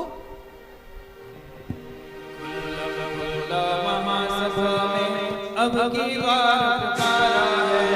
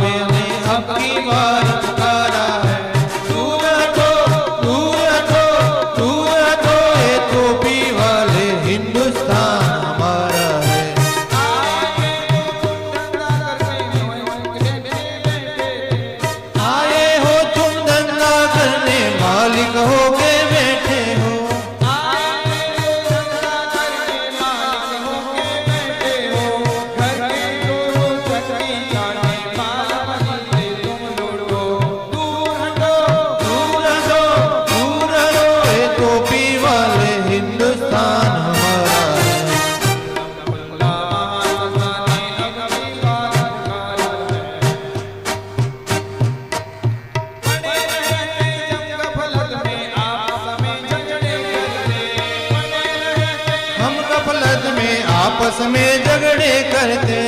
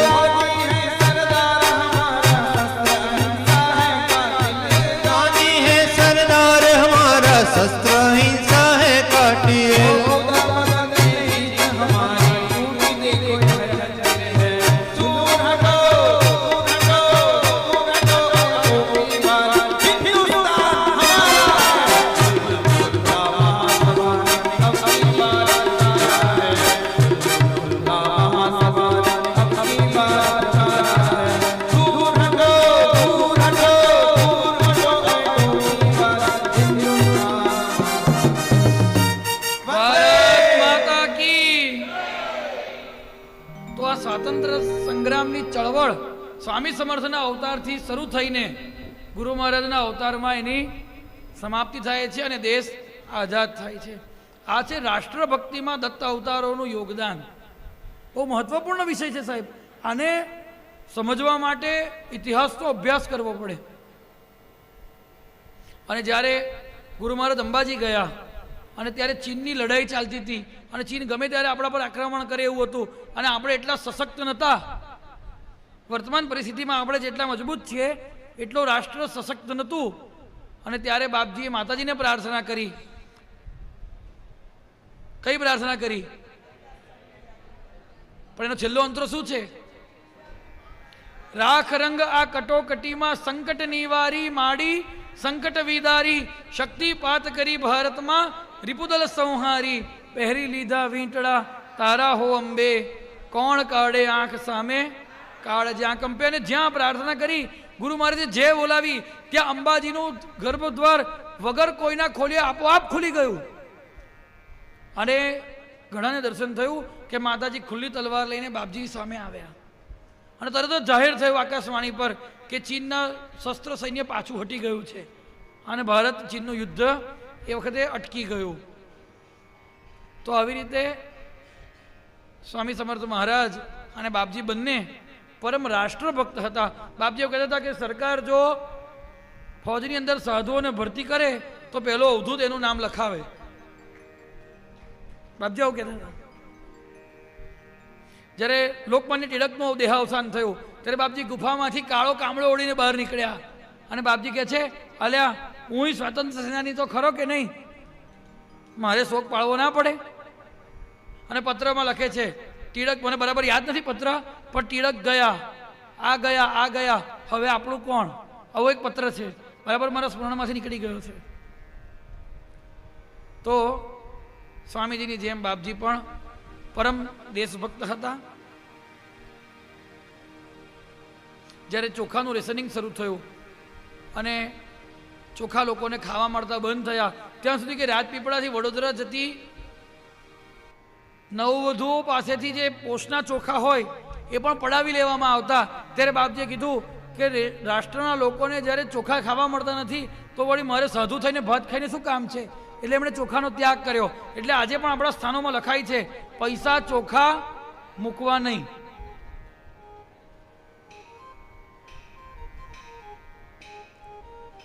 આવી અનેકવિધ પ્રકારની લીલાઓ મહારાજે અક્કલકોટમાં કરી. કુલ 21 વર્ષ સુધી મહારાજ શ્રી સ્વામી સમર્થનું વાસ્તવ્ય અક્કલકોટમાં રહ્યું, જે પૈકીના 10 વર્ષ મહારાજ ચોળપ્પાના વાડામાં વિરાજ્યા. અને સુંદરાબાઈના નિમિત્તથી મહારાજે ચોળપ્પાનો વાડો છોડ્યો અને વડવાળા મંદિરની અંદર, વડવાળા મઠની અંદર એમણે પોતાનું કાયમી સ્થાન જમાવ્યું, જેની ચર્ચા આપણે આવતીકાલે કરીશું. આવતીકાલે છેલ્લો દિવસ છે અને હજુ તો હમણાં મહારાજ અક્કલકોટમાં પધાર્યા છે. લગભગ હજુ તો ગ્રંથની દ્રષ્ટિએ આપણે પૂર્વાર્ધ પૂરો કર્યો અને ઉત્તરાર્ધમાં પ્રવેશ કર્યો છે. અને અક્કલકોટની અંદર મહારાજની અનેકવિધ પ્રકારની દિવ્ય લીલાઓ થઈ છે. અને જેમાંની સૌથી વધારે રોચક લીલા મૂસક લીલા છે. સૌથી વધારે રોચક લીલા સુંદરાબાઈના ચરિત્રની છે, જેના પર આપણે આવતીકાલે શરૂઆતમાં ચર્ચા કરીશું. માટે આવતીકાલે બરાબર બધાએ 1:45 વાગે સ્થાન ગ્રહણ કરી લેવાનું છે. આવતીકાલનો સમય 1 વાગ્યાનો છે. વિશેષ સૂચના અહીંથી આપવામાં આવશે. ત્યાં સુધી અવધૂત ચિંતન શ્રી ગુરુદેવ શ્રી સ્વામી સમર્થ મહારાજ કી જય. આવતીકાલે સત્સંગનો સમય બપોરે 1 કલાકથી સાંજે 6 કલાક સુધીનો રહેશે. સૌ ભક્તોને વિનંતી કે 12:45 કલાકે પોતાની જગ્યા લઈ લેવી. સત્સંગ વિરામ બાદ આભાર વિધિ, દત્તભાવની અને આરતી સાથેનો સંપૂર્ણ કાર્યક્રમ 6 વાગે પૂર્ણ થશે. સમગ્ર ગુજરાતમાંથી આવેલા ભક્તો જે અમદાવાદમાં રોકાયા છે તેમણે બપોરે ભોજન માટે 11:30 થી 12 કલાકે અહીંયા મઠમાં હાજર થઈ જવું. હવે આપણે અને સાંજે પણ જે પણ ભક્તો છે બહારગામથી કંઈના બધા દરેકે મહાપ્રસાદ લીધા વગર કોઈએ જવું નહીં. સાંજે મહાપ્રસાદ લઈને જ તમારા ટ્રેનનો ટાઈમમાં ફેરફાર કરજો. તમે જુઓ છો એકબીજાને એટલે કદાચ ટાઈમ છે એડજસ્ટમેન્ટ એવું કંઈક, પણ એમાં થોડો ફેરફાર કરજો. મહાપ્રસાદ લીધા વગર જતા નહીં એટલી વિનંતી છે આપ સૌને. દત્તભાવની આરતી. જય યોગેશ્વર દત્ત દયાળ પૂજ્ય એક જગમાં પ્રતિપાળ ત્રણ સૂર્ય પ્રગટ્યો જગકારણી શ્રી બ્રહ્મા અવતાર શરણાગત નોતાર અંતર્યામી સચ્ચિત સુબાર સદગુરુ દ્રિભુજ સમો જોડી અને પૂર્ણા કરવા શાંતિ ગમન કરશો છાય ચતુર્ભુજ ષડભુજ સાર અનંત બાહુ તું નિધાન સુણી અર્જુન ઘેરો સાર ત્રીજો પૂર્વે તું સાકાર કીધો આજે કેમ વિલમ તુજ વિન મુજને નાયાલ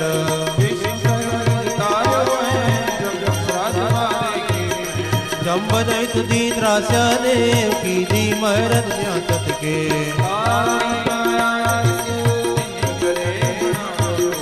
એવી લીલા કઈ કઈ સર્વ કીધી વર્ણ કોટી સર્વ પૂજય ને પરશુરામ સાધ્ય દેવ પ્રહલાદ કામ દોડંત ના દેખનંત માં કરે અદવચ સુનો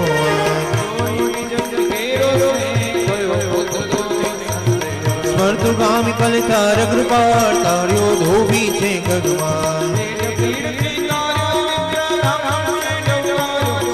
કરે કેમ ના મારી વાર જોવાણી ગમે એક જ વાર જર જર વંદ્યા કેરા સ્વપ્ન કર્યા સફળ તે સુતના કૃષ્ણ વંદ્યા ભે તુજવી દેવ હર્યુ દરિદ્ર કે તત કે બ્રાહ્મણ સ્ત્રીનો મૃત ભરતાર કીધો સજીવન તે નિદા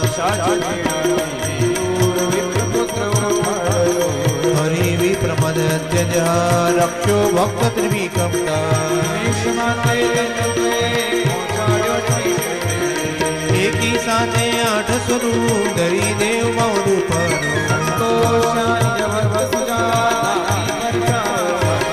યવન રાજની તળી પી જાત પાતની તને નથી તાર્ય પથ્થર ગણી કવ્યાત પશુ પંખી પણ તુજને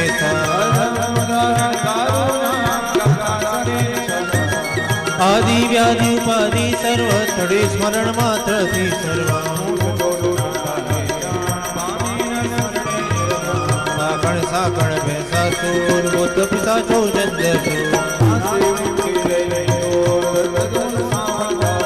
કરી ધૂપ ગાય જેમ દત્ત ભાવની અસભ્રે સાસી સિદ્ધિ તેની થાય દુઃખ દરિદ્ર તે ના જાય યથાવકાશે નિત્ય નિયમ તેને ગજન નંદેહ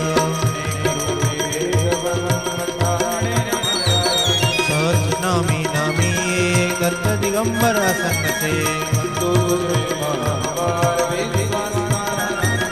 થાકે વર્ણો ત્યાં જશે કોને રાખું બહુ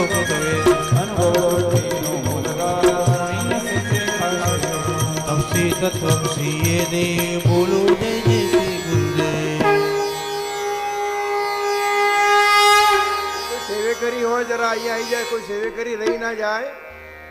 જે કોઈ સેવે કરી હોય અહીંયા આરતીમાં આવી જાય. ઓમ શ્રી અનંત ગોડી બ્રહ્માંડાધિપતિ રાજાધિરાજ મહારાજ યોગીરાજ ભગવત્સર શ્રી અક્કલકોટી સ્વામી સમર્થ મહારાજ વિજય કરા વિજય તે કરા વિજય તે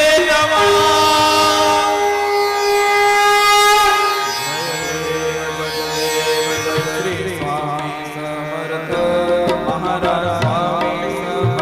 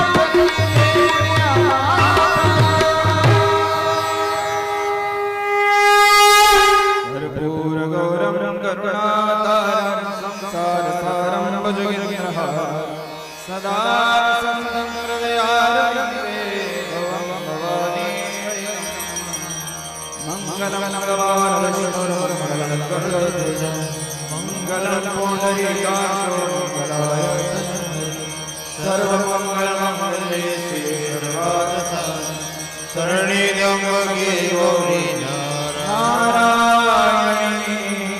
નમઃ.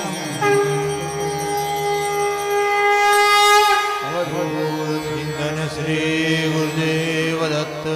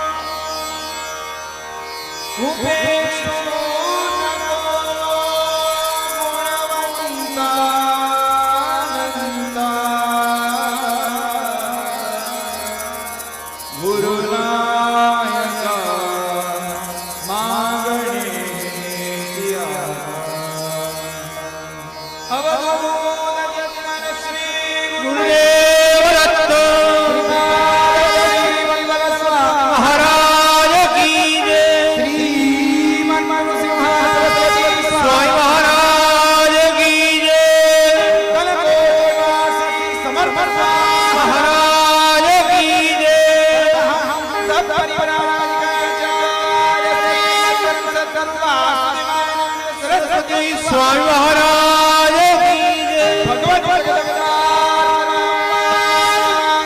કી જય. મહારાજ કી જય.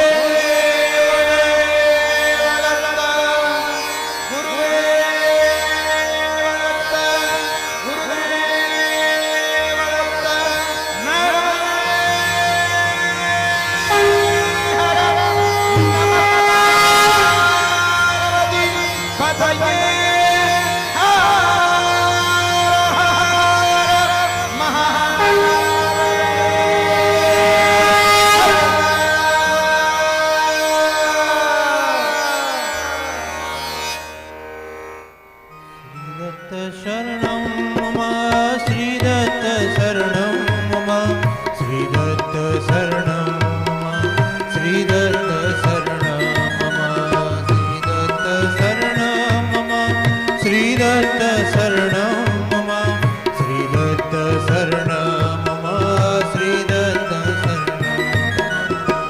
દત્ત શરણમ મમ શ્રી દત્ત શરણમ મમ શ્રી દત્ત શરણમ અવધૂત ચિંતન શ્રી ગુરુદેવ દત્ત.